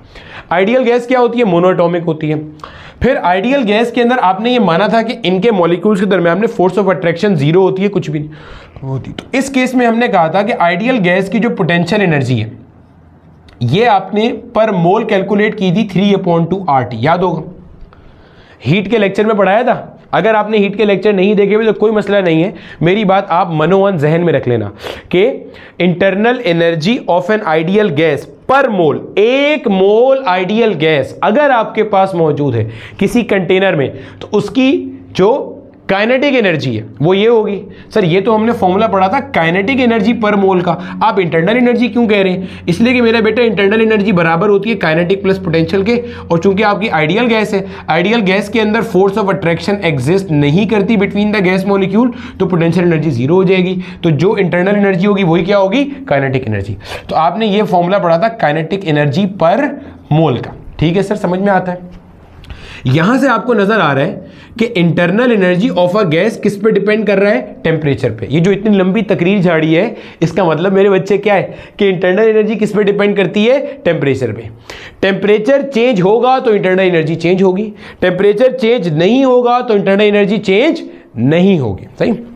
अब गौर से सुनना, यहां पे ये मेरे पास एक पीवी डायग्राम है। अगेन ये एक पॉइंट है, इसको स्टेट 1 कह दिया, इसकी वैल्यूज हैं P1 V1 T1। और समझ जाना यहाँ P1 है, यहाँ V1 है, और PV is equal to NRT की मदद से मैंने उसका कैलकुलेशन किया हुआ है, ठीक है सर। इसी तरह से ये मेरे पास स्टेट 1 है, ये स्टेट 2 है, और यहाँ पे हमारे पास है P2 V2 T2, ठीक है सर, समझ में आता है? अब आपने क्या किया, क्या आपको ये बात समझ में आती है कि स्टेट 1 का टेम्परेचर T1 है और स्टेट 2 का टेम्परेचर T2 है? हाँ या ना? यस सर, ऐसा ही है। स्टेट 1 का प्रेशर P1 है, स्टेट 2 का प्रेशर P2 है। ठीक है सर। अब देखो, अगर मैं यहां से जाता हूं, इधर ऐसे जाता हूं, एक रास्ते से गया, इसे मैं रास्ता 1 कह देता हूं। अभी इस रास्ते का इनिशियल पॉइंट ये था, जी सर ये था। इसका टेम्परेचर क्या था? T1। इस रास्ते का फाइनल पॉइंट ये है, यस सर ये है। इधर गैस का टेम्परेचर क्या है? T2 है। ठीक है सर। अगर मैं इस रास्ते से जाता हूं, इसको मैंने कह दिया रास्ता नंबर 2। अब मुझे बताओ, ये वाला जो रास्ता नंबर 2 है, जब ये शुरू हुआ तो गैस का इनिशियल टेम्परेचर क्या था? T1। जब ये यहां पहुंचा तो गैस का फाइनल टेम्परेचर क्या है? T2। क्या इससे कोई फर्क पड़ा कि मैं किस रास्ते से होता हुआ आया? क्या इनिशियल टेम्परेचर जो पहले रास्ते में था वही दूसरे रास्ते में है? जी सर। क्या फाइनल टेम्परेचर जो पहले रास्ते में था वही दूसरे रास्ते में है? जी सर। और इंटरनल एनर्जी किस पर डिपेंड करती है? टेम्परेचर पर। तो अगर T1 पे इंटरनल एनर्जी U1 थी तो T2 पे इंटरनल एनर्जी U2 होगी? Yes sir. तो चाहे आप रास्ते 1 से आए हो, चाहे रास्ते 2 से आए हो, चाहे किसी नए रास्ते से आए हो, ऐसे करके अब भी यहां पे जो टेम्परेचर था वो T1, यहां पे जो टेम्परेचर था वो T2, आप किसी और रास्ते से होते हुए आ गए, कोई फर्क नहीं पड़ता। वर्क डन इन थर्मोडायनामिक्स चेंज हो जाएगा क्योंकि एरिया अंडर कर्व चेंज हो रहा है, लेकिन जो इंटरनल एनर्जी इनिशियल पे थी वो वही है और जो इंटरनल एनर्जी फाइनल पे थी वो वही है। इसका मतलब internal energy of a gas ये डिपेंड करता है स्टेट ऑफ द सिस्टम पे, इस पे डिपेंड नहीं करता पाथ कौन सा लिए। तो ये जो इंटरनल एनर्जी है ये स्टेट फंक्शन है क्योंकि ये टेम्परेचर पे डिपेंड करता है। अगर इनिशियल टेम्परेचर T1 है तो इंटरनल एनर्जी U1 है। मिसाल के तौर पे कैसे आएगा भाई, यहां T1 पुट करेगा, सॉल्व करेगा, आ जाएगा U1 का वैल्यू। ठीक है, ध्यान में रखना ये वाला फॉर्मूला जो काइनेटिक एनर्जी पर मोल का है ये मोनो एटॉमिक गैस के लिए, आइडियल गैस के लिए। अगर डाई एटॉमिक गैस हो जाएगी तो यहां चेंज हो जाएगा, पॉली एटॉमिक हो जाएगी तो और चेंज हो जाएगा। सही है, ये मैं बताऊंगा आपको अगले लेक्चर में, थोड़ा सा कॉन्सेप्ट इसी से निकालेंगे, डिग्री ऑफ फ्रीडम का भी। ठीक है, उससे अंदर हमने फिर CP/CV का कॉन्सेप्ट भी पढ़ना है तो वो पढ़ेंगे, मतलब अभी तो पहला लेक्चर है ना, बुनियाद बना रहे हैं अभी। ठीक है, सब पढ़ेंगे, टेंशन नहीं है, कोई बेहतरीन कॉन्सेप्ट पढ़ के निकलेंगे यहाँ से। खैर, तो ये जो आपका इंटरनल एनर्जी है ये स्टेट फंक्शन है, पाथ फंक्शन नहीं है। फंक्शन क्या होता है? जो उस पर डिपेंड कर रहा होता है। ठीक, यही लिखा हुआ है यहाँ पे, internal energy depends only on temperature और only on initial and final state of the temperature of the gas irrespective of how it is heated या how it is passed in a thermodynamic process from state 1 to state 2। तो internal energy is state variable. Sir अब देखें, हमें यह भी समझ में आ गया कि इंटरनल एनर्जी स्टेट वेरिएबल है, हमें यह भी समझ में आ गया कि वर्क डन एक पाथ वेरिएबल है। लेकिन आपने यहां पे जो मंजन लिखा हुआ है इसमें आपने लिखा कि heat energy supplied to a body is path variable thermodynamics के अंदर। इसको कैसे जस्टिफाई करेंगे? ये तो हमें लग रहा है स्टेट वेरिएबल है, अभी जस्टिफाई करते हैं, परेशान क्यों होते हो? देखो इधर, देखो भैया, अब वापस ये हो गया P जनाब, ये हो गया V जनाब। ठीक है सर, यहाँ पे कोई पॉइंट है, वही वाला पॉइंट, वही फिर से ये हमारे पास है जनाब P1 V1 T1। आपने बोला ठीक है सर, इसको कहा स्टेट 1। यहाँ पे कोई पॉइंट है, आपने बोला ठीक है सर, ये जो पॉइंट है जनाब पॉइंट 2, इसको कहा जनाब P2 V2 T2। ठीक है सर, अब यहाँ से यहाँ तक जाने के अलग अलग रास्ते थे। बिल्कुल सर, एक रास्ता ये रहा सर, एक रास्ता ये रहा सर, एक रास्ता ये रहा सर, एक रास्ता ये रहा सर। इसको कह दिया भाई रास्ता नंबर 1, इसको कह दिया भाई रास्ता नंबर 2। यहाँ तक तो हम सब साथ ही हैं। ठीक है सर, अब मैं इनको ना अलग अलग ड्रॉ भी करके दिखा देता हूँ। ठीक है, मतलब वही चीज़ें बस अलग अलग ड्रॉ कर रहा हूँ, ये सेम इसकी कॉपी यहाँ बना रहा हूँ। ये स्टेट 1, ये स्टेट 2, रास्ता नंबर 1 पहले ड्रॉ कर दो, ये रास्ता नंबर 1 है। ठीक है सर, रास्ता नंबर 1 आपने बना दिया। अब ये मेरे बच्चे हमारे पास यहाँ पे आ गया जनाब, ये वही PV है, ये स्टेट 1 हो गया, ये स्टेट 2 हो गया, ये ऐसे बना दिया भाई साहब, मैंने ऐसे बना दिया, ऊपर लिख दिया इसके। ठीक है, ठीक है सर, समझ में आता है। अब मुझे एक बात बताओ, अच्छे से समझना, अगर मैं आपसे पूछूं कि इसमें वर्क डन का कॉन्सेप्ट बताओ जरा, वर्क डन, तो देखो भाई आप बोलोगे सर क्या मजाक कर रहे हैं, अभी तो पढ़ के आए हैं। वर्क डन का मतलब होता है एरिया अंडर द कर्व। तो आप बोलोगे सर ये जो वर्क डन इन रास्ता नंबर 1 है ये ज़्यादा है। क्यों सर? आप एरिया देखें ना, एरिया अंडर द कर्व देखें आप। आपको एरिया अंडर द कर्व से वाज़े तौर पे पता चल रहा है कि इसमें एरिया अंडर कर्व ज़्यादा है, इसमें एरिया अंडर कर्व कम है, तो यहाँ पे work done in process number 2 जो है वो कम है और work done in process number 1 कैसा है, ज़्यादा नंबर। ठीक है सर, समझ में आती है बात की आपकी। अगर मैं आपसे पूछूं change in internal energy, change in internal energy आप कैसे निकालते हैं भाई? चेंज इन इंटरनल एनर्जी निकालने का तरीका क्या है? Delta U is equal to U2 minus U1। क्या मैं कह सकता हूं जो U1 का वैल्यू यहां है वही U1 का वैल्यू यहां है? क्यों भाई? Temperature T1 temperature T1 temperature T1 दोनों के लिए है ना यहाँ पे। जो U2 का वैल्यू यहाँ है वही U2 का वैल्यू यहाँ है, क्योंकि इनिशियल और फाइनल तो दोनों में एक ही है ना भाई, चाहे आप प्रोसेस 1 से गए चाहे प्रोसेस 2 से गए, जो इनिशियल फाइनल यहाँ है वही इनिशियल फाइनल यहाँ है। ठीक है, तो आप बोलोगे भाई चेंज इन इंटरनल एनर्जी जो है ना वो सेम है किस किस में? प्रोसेस 1 और प्रोसेस 2 में। बोलो समझ आता है? जो चेंज इन इंटरनल एनर्जी है वो सेम है इसका भी और इसका भी। तो ठीक है sir, first law of thermodynamics की जो भी थोड़ी देर पहले मैंने आपके सामने एक स्टेटमेंट लिखी थी वो क्या थी? Q is equal to delta U plus W। जो मैंने बताया था कि हीट एनर्जी सप्लाई करी वो दो कामों में खर्च हुई, changing the internal energy and doing work against the system. Sir यही था आपने जो बताया था। ठीक है सर, अब देखो जरा यहाँ पे समझो मेरी बात को अच्छे से, कॉन्सेप्ट का फील लो। यहाँ पे अगर मैं इस पहले प्रोसेस की बात करूँ, पहले प्रोसेस में जो हीट सप्लाई करी वो बराबर होगी delta U in first process plus work done in first process. बोलो हाँ या ना भाई? Heat energy supplied in the first process is equal to change in internal energy in the first process plus work done in the first process. अब change in internal energy दोनों में एक बराबर है तो इसको मैं डेल्टा U लिख देता हूं plus work done in first process. ठीक है, अब देखो इधर सेकंड वाले के लिए क्या हो जाएगा? Heat energy supplied in the second process is equal to the change in internal energy plus work done in the second process. ठीक है, अब आप मुझे एक बात बताओ, आपको नजर आ रहा है ये जो हीट सप्लाई है ये दो कामों में जा रही है, इंटरनल एनर्जी को चेंज करने में और वर्क डन में, ऐसे ही है। यहाँ जो हीट सप्लाई सेकंड प्रोसेस में वो भी दो कामों में जा रही है, इंटरनल एनर्जी को चेंज करने में और वर्क डन में। जो इंटरनल एनर्जी चेंज हो रही है वो तो दोनों में हो गई एक बराबर, इंटरनल एनर्जी जो चेंज हो रही है वो दोनों में क्या हो गई? एक बराबर। ये जो वर्क डन हो रहा है ये दोनों का अलग अलग है। पहले प्रोसेस का वर्क डन ज्यादा है, दूसरे प्रोसेस का वर्क डन कम है। तो क्या आपको ये नजर नहीं आ रहा कि जो हीट एनर्जी होगी प्रोसेस 1 की वो ग्रेटर होगी किसके मुकाबले में? जो हीट एनर्जी सप्लाई करी है प्रोसेस 2 में। फिर समझा देता हूं, देखो मान लो आसानी के लिए समझ लो, आसानी के लिए समझ लो कि जो इंटरनल एनर्जी चेंज हुई वो 2 जूल है। जो चेंज आया ना, मतलब यहां पे मान लो इंटरनल एनर्जी आपके पास 8 जूल थी, यहां पे 10 जूल है, तो यहां 8 होगी यहां 10 होगी, मतलब U1 दोनों का एक बराबर है ना, तो 8 मान लिया एग्जाम्पल के तौर पर समझाने के लिए, यहां 10 हो जाएगा, मतलब U2 मान लिया। तो मान ले भाई चेंज इन इंटरनल एनर्जी कितना आ रहा है? 2 जूल, तो भाई वो यहां भी 2 जूल आया, वो यहां भी कितना आया? 2 जूल आया।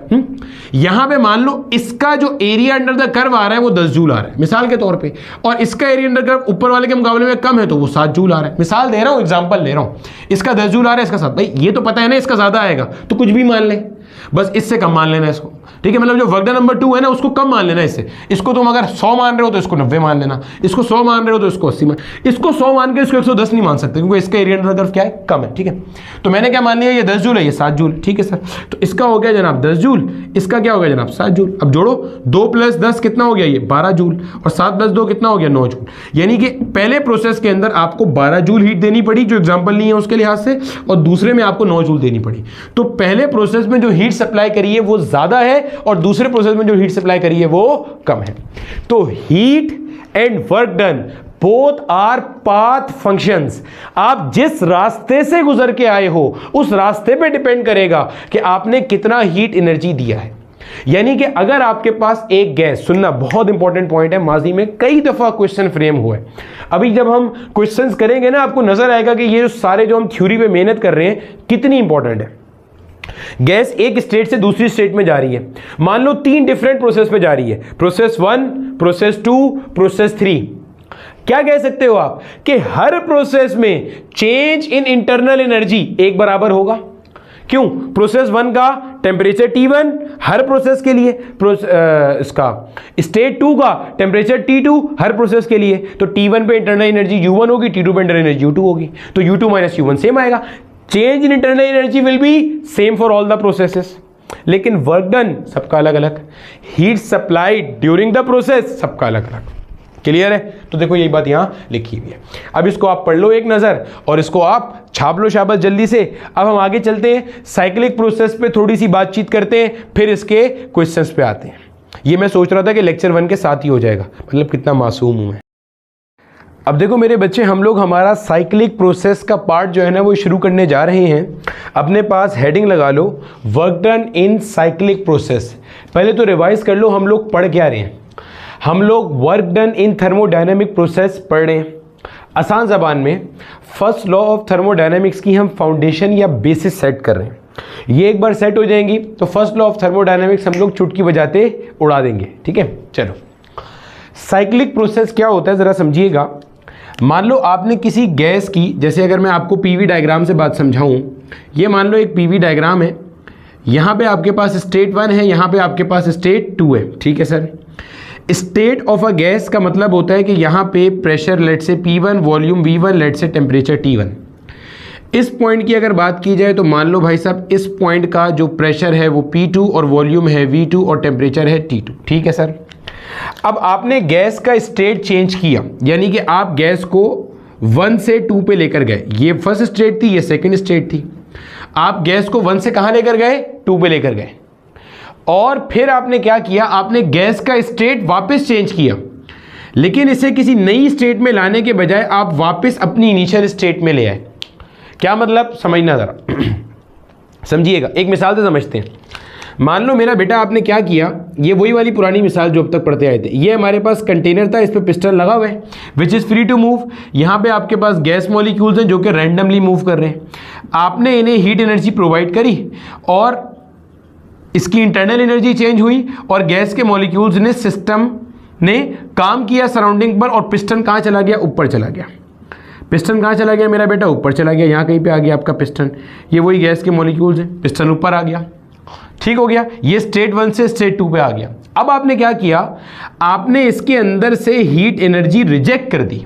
सोचो, पहले आपने सिस्टम को हीट दी, मॉलिक्यूल्स की इंटरनल एनर्जी बढ़ी, टेम्परेचर बढ़ा, ज्यादा फोर्स लगाई, पिस्टन को ऊपर धक्का दे दिया। अब आपने स्टेट 2 में आ गई गैस। अब आपने इसमें से जितनी हीट दी थी वो वापस निकाल ली। जब वापस निकाल ली तो मॉलिक्यूल जो टकरा रहे थे उनका फोर्स कम होना शुरू होगा और पिस्टन फ्री टू मूव है वो नीचे आता जाएगा। कब तक नीचे आएगा? जब तक कि वो बैलेंस ना हो जाए, यानी कि प्रेशर एक्सर्टेड बाय गैस और प्रेशर ऑफ द पिस्टन आपस में मैच ना कर जाए, बैलेंस ना हो जाए, तो वो आहिस्ता आहिस्ता आहिस्ता नीचे आ जाएगा। यानी कि आप बोलोगे मेरा बेटा ये जो आपका कंटेनर है ये वापस वहीं पे आ गया जहां पहले था, यानी कि ये स्टेट 1 थी, ये स्टेट 2 थी, ये वापस स्टेट 1 में आ गया। यानी कि स्टेट 1 से 2 में गया, फिर स्टेट 2 से वापस 1 में आ गया। यानी कि अगर आप ऐसा series of thermodynamic process follow करो, लाजमी नहीं है 2 हो, आप 1 से 2 पे गए, 2 से 3 पे गए, 3 से 4 पे गए, 4 से वापस 1 पे आ गए, यानी कि आपने एक ऐसा series of thermodynamic process follow किया कि गैस का स्टेट चेंज हुआ, लेकिन finally at the end of cycle वापस अपने इनिशियल स्टेट में आ गया, वापस वही प्रेशर, वही वॉल्यूम, वही टेम्परेचर हो गया जहां से थर्मोडायनेमिक प्रोसेस की इब्तिदा हुई थी। तो ऐसे प्रोसेस को हम कहते हैं साइक्लिक प्रोसेस। क्लियर हो गया? देखो, thermodynamic process in which initial and final states are same. Initial और फाइनल यानी कि जहां से शुरू हुआ वापस वहीं पे खत्म हुआ। हो सकता है एक प्रोसेस ऐसा हो कि पहले ऐसे जाए, फिर ऐसे जाए, फिर ऐसे जाए, फिर ऐसे जाए, फिर ऐसे जाए और फाइनली ऐसे यहां से वापस ऐसे आ जाए। यानी कि अब आप देखोगे तो ये अलग अलग प्रोसेस है। ये एक प्रोसेस हुआ, इसमें यहां से स्ट्रेट यहां तक चली गई, फिर ये एक प्रोसेस हुआ यहां से यहां आ गया, फिर ये एक प्रोसेस हुआ यहां से यहां आ गया, फिर एक प्रोसेस हुआ यहां से यहां आ गया, फिर एक प्रोसेस हुआ यहां से यहां आ गया, फिर एक प्रोसेस हुआ जिसमें वापस आ गया। यानी कि at the end of cycle pressure, volume और टेम्परेचर की वही वैल्यू है जहां से उसने अपनी कहानी क्या की थी, शुरू की थी। ये लिखा हुआ है, ठीक है। आगे लिखा हुआ है फिगर शोज इंडिकेटर डायग्राम। अब आपको पता है इंडिकेटर डायग्राम से क्या मुराद होती है मेरे भाई। Indicator diagram of a cyclic process, gas in state 1, gas पहले यहां पे थी स्टेट 1 में, इसको आपने हीट किया। जाहिर है जब हीट करोगे तो वो एक्सपेंड होगा, जैसे अभी सिखाया था। आपने हीट किया तो सिस्टम ने काम किया पिस्टन पर, पिस्टन ऊपर चला गया, तो हीट किया तो यहां से ये इधर आ गया।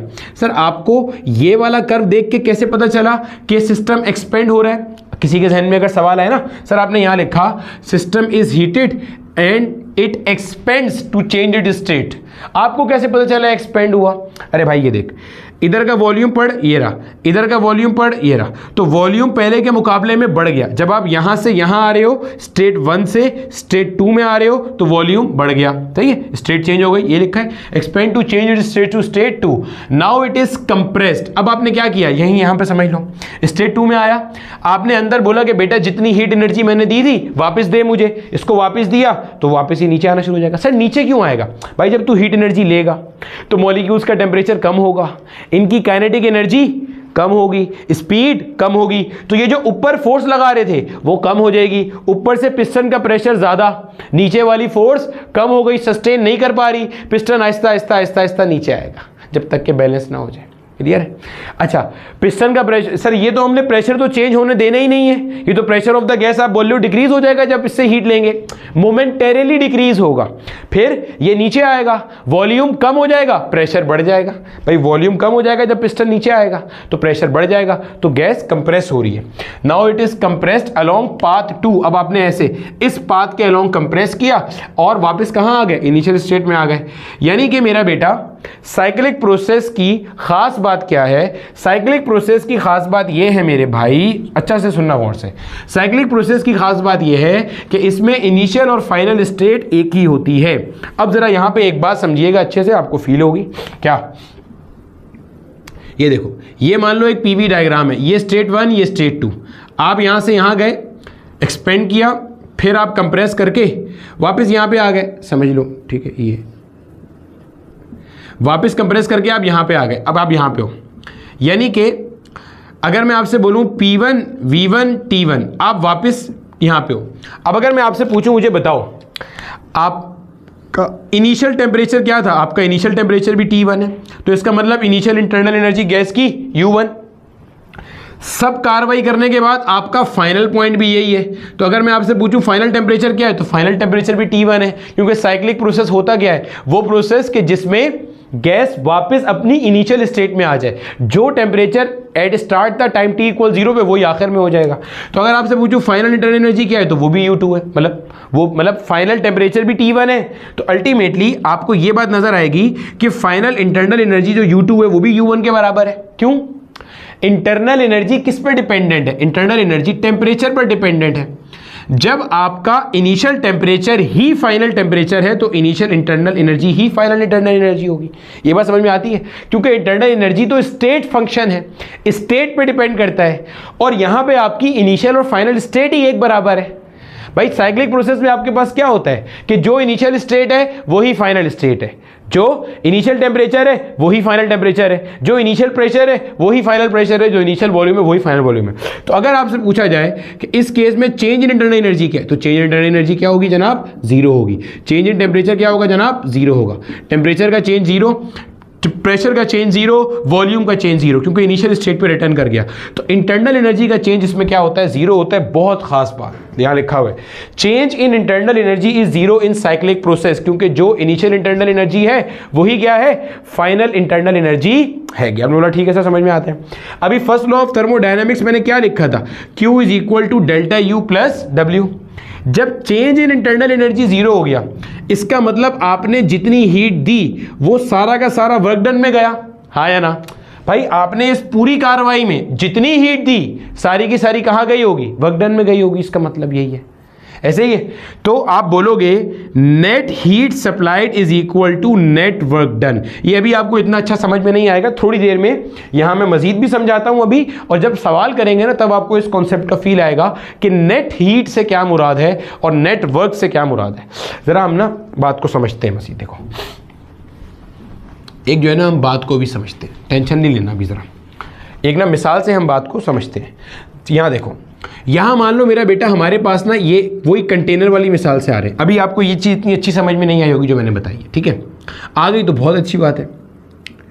ये हमारा कंटेनर है, इस कंटेनर के अंदर हमारे पास गैस के मॉलिक्यूल्स मौजूद हैं जो कि रैंडमली मूव कर रहे हैं, ठीक है सर। इसको आपने कहा दिस इज स्टेट नंबर 1, ठीक है सर। आपने इसको हीट एनर्जी प्रोवाइड करी, सही है। मान लो आपने इसको 10 जूल हीट दी, समझा रहा हूं सिर्फ, कितनी हीट दी, 10 जूल। या अभी नहीं समझते इसको भी, अभी भी ये भी आपको कंफ्यूज करेगा, और आसान कर लो। आपने इसको हीट दी, कितनी दी हमें नहीं पता भाई, हीट दी आपने। वो हीट ने इंटरनल एनर्जी चेंज किया और टेम्परेचर बढ़ा, काइनेटिक एनर्जी बढ़ा और सिस्टम ने काम किया और पिस्टन को ऊपर लेके चला गया, पिस्टन यहाँ चला गया। ये आपका हो गया स्टेट नंबर 2, ठीक है सर। ये वही गैस के मॉलिक्यूल्स हैं, अब ऐसे डिस्ट्रीब्यूट हो गए, ठीक है सर। अब आपने क्या किया, अब आपने इस सिस्टम से हीट एनर्जी बाहर ली, सिस्टम से हीट एनर्जी आपने बाहर ले ली उठा के, ठीक है सर। सिस्टम से हीट एनर्जी आपने बाहर ली मेरे बच्चे, और आपके पास हुआ क्या कि ये वापस आ गया उठ करके इधर। पढ़ समझ में आ रहा है, ये आ गया वापस, ये बाहर आ गया। पढ़ समझ में आ रहा है, ये वापस आ गया। समझ में आती है सर बात। अब इसको समझना जरा, अगर मैं इस प्रोसेस को यहां पे ड्रॉ करूं, मिसाल के तौर पे ये हमारे पास एक पीवी कर्व है, ठीक है सर।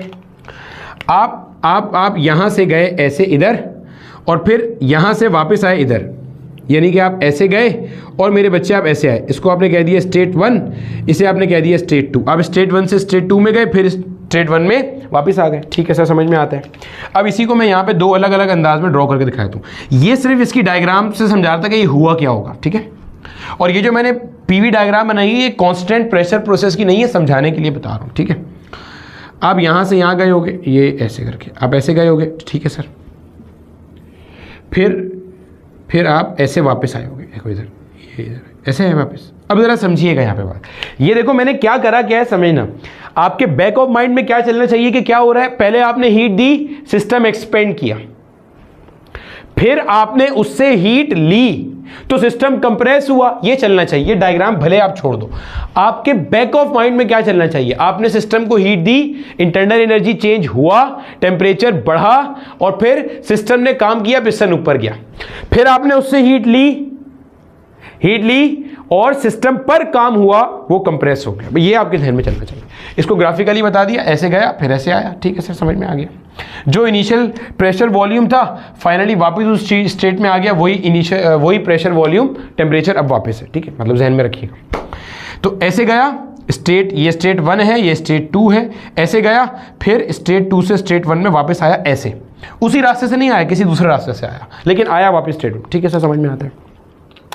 अब मुझे एक बात बताओ, अब अगर मैं कहूं, गौर से सुनिएगा, अच्छे से सुनना, अगर मैं कहूं इस पॉइंट पे पॉइंट नंबर 1 पे कुछ टेम्परेचर T1 था और कुछ इंटरनल एनर्जी U1 थी, पॉइंट 2 का टेम्परेचर कुछ T2 था जो कि इससे मुख्तलिफ है, क्योंकि ज़ाहिर है ये अलग पॉइंट है, इधर का प्रेशर अलग है, इधर का वॉल्यूम अलग है, तो इधर की इंटरनल एनर्जी क्या हो जाएगी, U2 हो जाएगी। ऐसे ही है ना, temperature T1 temperature T2 U1 U2 हो गए, ठीक है सर, सही है।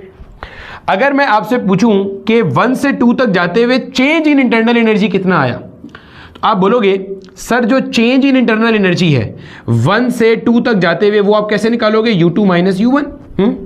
Change in internal energy from 1 to 2, 1 से 2 पे जाते हुए कितना आया, U2 माइनस U1। अब ठीक है सर, मान लो इसका आंसर आ रहा है 2 जूल, यहां पे आपके पास थी 10 जूल, यहां पे आपके पास थी 8 जूल, वही जो पहले मिसाल ली थी वही आ रहा है, 10 जूल 8 जूल आ रहा है 2 जूल। ठीक है सर, अब समझिएगा अच्छे से समझना। यहाँ पे मैंने यहाँ पे U2 कितना माना हुआ है, U2 माना हुआ है मैंने 10 जूल, और U1 कितना माना हुआ है, U1 मैंने माना हुआ है 8 जूल। ठीक है सर, समझ में आता है।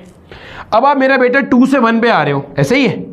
जब आप 2 से 1 पे आ रहे हो तो अब आपने इंटरनल एनर्जी का चेंज लिखना है, फिर से सुनना गौर से, मतलब चेंज इन इंटरनल एनर्जी जब आप 2 से 1 पे आ रहे हो।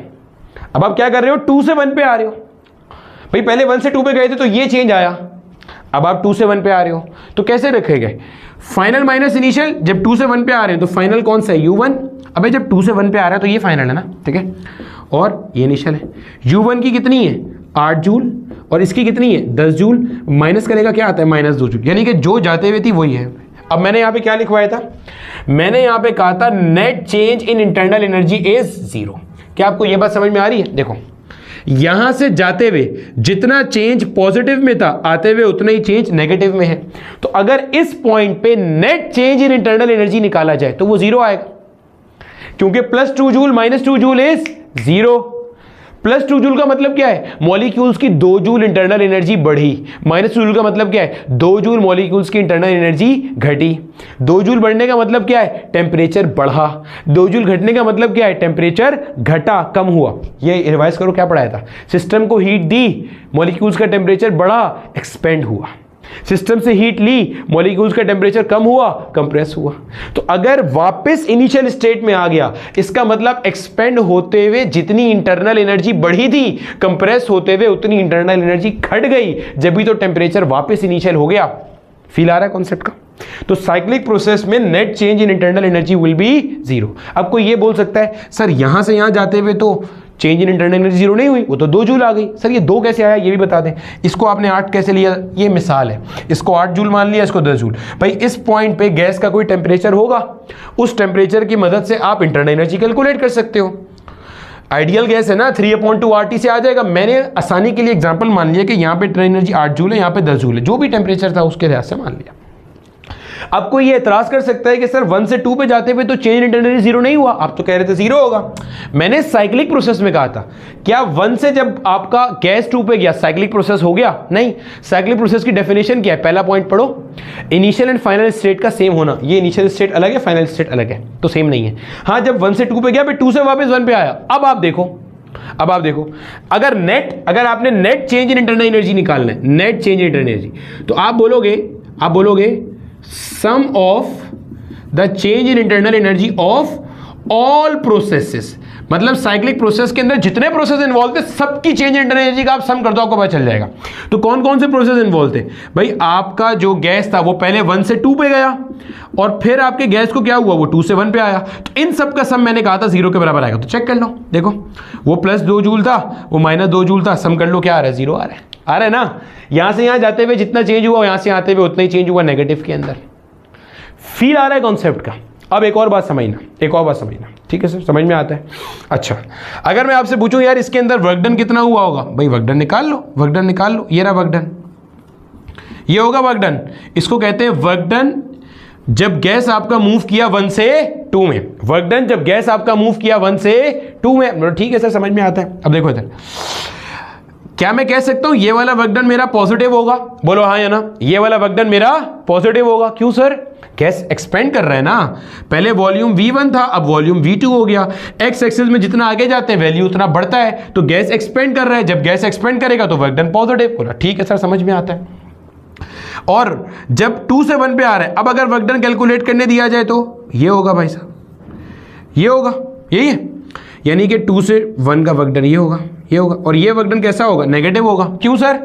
इसलिए कि मेरा बेटा यहां पे देखो, इसको अगर V2 कहता है और इसको अगर V1 कहता है, तो V2 का वैल्यू ज्यादा है और V1 का वैल्यू कम है। गैस ऐसे आ रहा है, इधर 2 से 1 पे आ रहा है, तो पहले वॉल्यूम ज्यादा था, अब वॉल्यूम कम होता जा रहा है, तो गोया कंप्रेशन हो रहा है, पिस्टन नीचे आ रहा है, तो वर्क डन कैसा होगा? नेगेटिव होगा। ऐसे ही अब आपको इनमें से बड़ा वर्क डन कौन सा नजर आ रहा है? बड़ा वर्क डन कौन सा नजर आ रहा है? चेक करो जरा, बड़ा वर्क डन कौन सा है? आपको W12 बड़ा नजर आ रहा है क्योंकि इसका एरिया अंडर कर्व ज्यादा है। W21 छोटा नजर आ रहा है क्योंकि इसका एरिया अंडर कर्व क्या है? कम है। भाई प्लस और माइनस साइन सिर्फ ये बताते हैं कि वॉल्यूम बढ़ रहा है या घट रहा है, दैट्स इट। सिस्टम एक्सपेंड कर रहा है या कंप्रेस कर रहा है, पिस्टन ऊपर जा रहा है या नीचे जा रहा है, सिस्टम की गैस काम कर रही है या सिस्टम की गैस पर काम हो रहा है। सिस्टम की गैस वैसे कोई चीज नहीं होती, गैस इटसेल्फ ही सिस्टम है, आसानी के लिए समझ लो। गैस काम कर रही है, गैस काम करेगी तो पिस्टन ऊपर जाएगा, गैस पर काम होगा तो वो अंदर जाएगा। ठीक है, ये ज्यादा है और ये कम, प्लस माइनस बस ये बताता है। ठीक है सर, समझ में आता है? अगर मैं आपसे बोलूं नेट वर्क डन कैलकुलेट करो, नेट वर्क डन, तो नेट वर्क डन कैसे होगा? सारे प्रोसेसेस के वर्क डन का सम। जैसे net change in internal energy कैसे निकाला था? सारे प्रोसेसेस के इंटरनल एनर्जी के चेंज का सम। मतलब 1 से 2 में जाते हुए क्या चेंज आया, फिर 2 से 1 आते हुए क्या चेंज आया, सबको सम किया, तो मैंने कहा था net change in internal energy क्या आएगा? 0 आएगा। अब नेट वर्क डन कैसे आएगा? सारे प्रोसेसेस के वर्क डन का सम।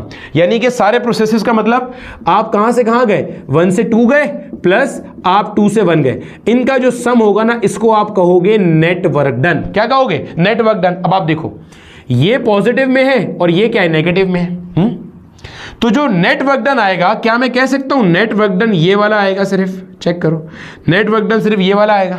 क्यों सर? सोच के देखो ना जरा, आप इमेजिन करो। मैं यहां पे आपके लिए ड्रॉ भी कर देता हूं। एक काम करते हैं, देखो समझो, मैं इसको ना यहां पे ड्रॉ कर रहा हूं, ये ब्लू वाले को यहां ड्रॉ करो। देखो जब मैंने ब्लू वाले को यहां ड्रॉ किया तो ये कुछ ऐसा बनेगा। और से देखो, हाँ या ना? ये जब मैंने ब्लू वाले को ड्रॉ किया, अब देखो सिर्फ ये वाला हिस्सा जो है, सिर्फ ये वाला हिस्सा, ये जो इसके अंदर है सिर्फ ये बचेगा, बाकी का सारा तो कैंसिल हो जाएगा। क्यों? देखो ये वाला जो इस 2 से 1 तक आते हुए जो नीचे है वो नेगेटिव में है, और ये जो 1 से 2 तक जाते हुए वो पॉजिटिव में है। तो पॉजिटिव वाला नेगेटिव वाले को काटेगा। भाई समझो ना इस बात को। देखो ये जो 1 से 2 आप जा रहे हो, इसके नीचे जो है वो सारा 1 से 2 वाले का वर्क डन है, मतलब इसके नीचे सारा का सारा बिल्कुल ऐसा ही है। और जब आप 2 से 1 पे आ रहे हो तो इसके नीचे जो है वो सारा का सारा 2 से 1 का वर्क डन है। Yes sir.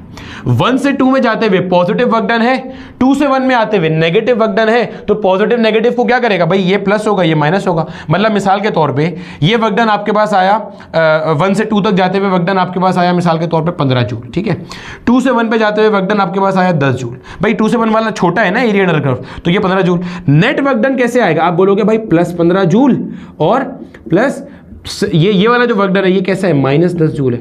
ऐड कर रहे हो आप, लेकिन माइनस साइन यहां पे क्यों आ रहा है? माइनस साइन इसलिए आ रहा है कि वो कंप्रेस कर रहा है। तो आपने बोला भाई 15 जूल प्लस माइनस माइनस का 10 जूल, क्या आंसर है? 5 जूल। ये 5 जूल सिर्फ ये वाला वर्क डन है, ये जो इसके अंडर एरिया बाउंड हुआ है, इसको कहते हैं नेट वर्क डन। जब भी आपका साइक्लिक प्रोसेस होगा, सुनना गौर से, जब भी आपका साइक्लिक प्रोसेस होगा तो साइक्लिक प्रोसेस में जो नेट वर्क डन होगा वो इसके अंदर का एरिया होगा। जो नेट वर्क डन होगा वो इसके अंदर का एरिया होगा, मतलब area enclose in the cycle, area enclose in the cycle. ये बात भी देखो यहां कहीं लिखी हुई है। Net work done is calculated by area enclose in the PV curve of a cyclic process. देखो मैं फिर समझा रहा हूं, कोई जल्दी नहीं है, कोई परेशानी नहीं है, आहिस्ता आहिस्ता हम फिर समझेंगे ताकि हमें समझ में आए। अभी आगे चल के इसके सवाल करेंगे ना, कॉन्सेप्ट का मजीद फील आएगा। कोई जल्दी है ही नहीं, मैं फिर समझा रहा हूं। देखो पहले ये समझ लो, सबसे पहले ये समझ लो कि नेट से क्या मुराद है। देखो नेट से मुराद ये होती है कि ओवरऑल ओवरऑल कैलकुलेशन। बस साइक्लिक प्रोसेस क्या है?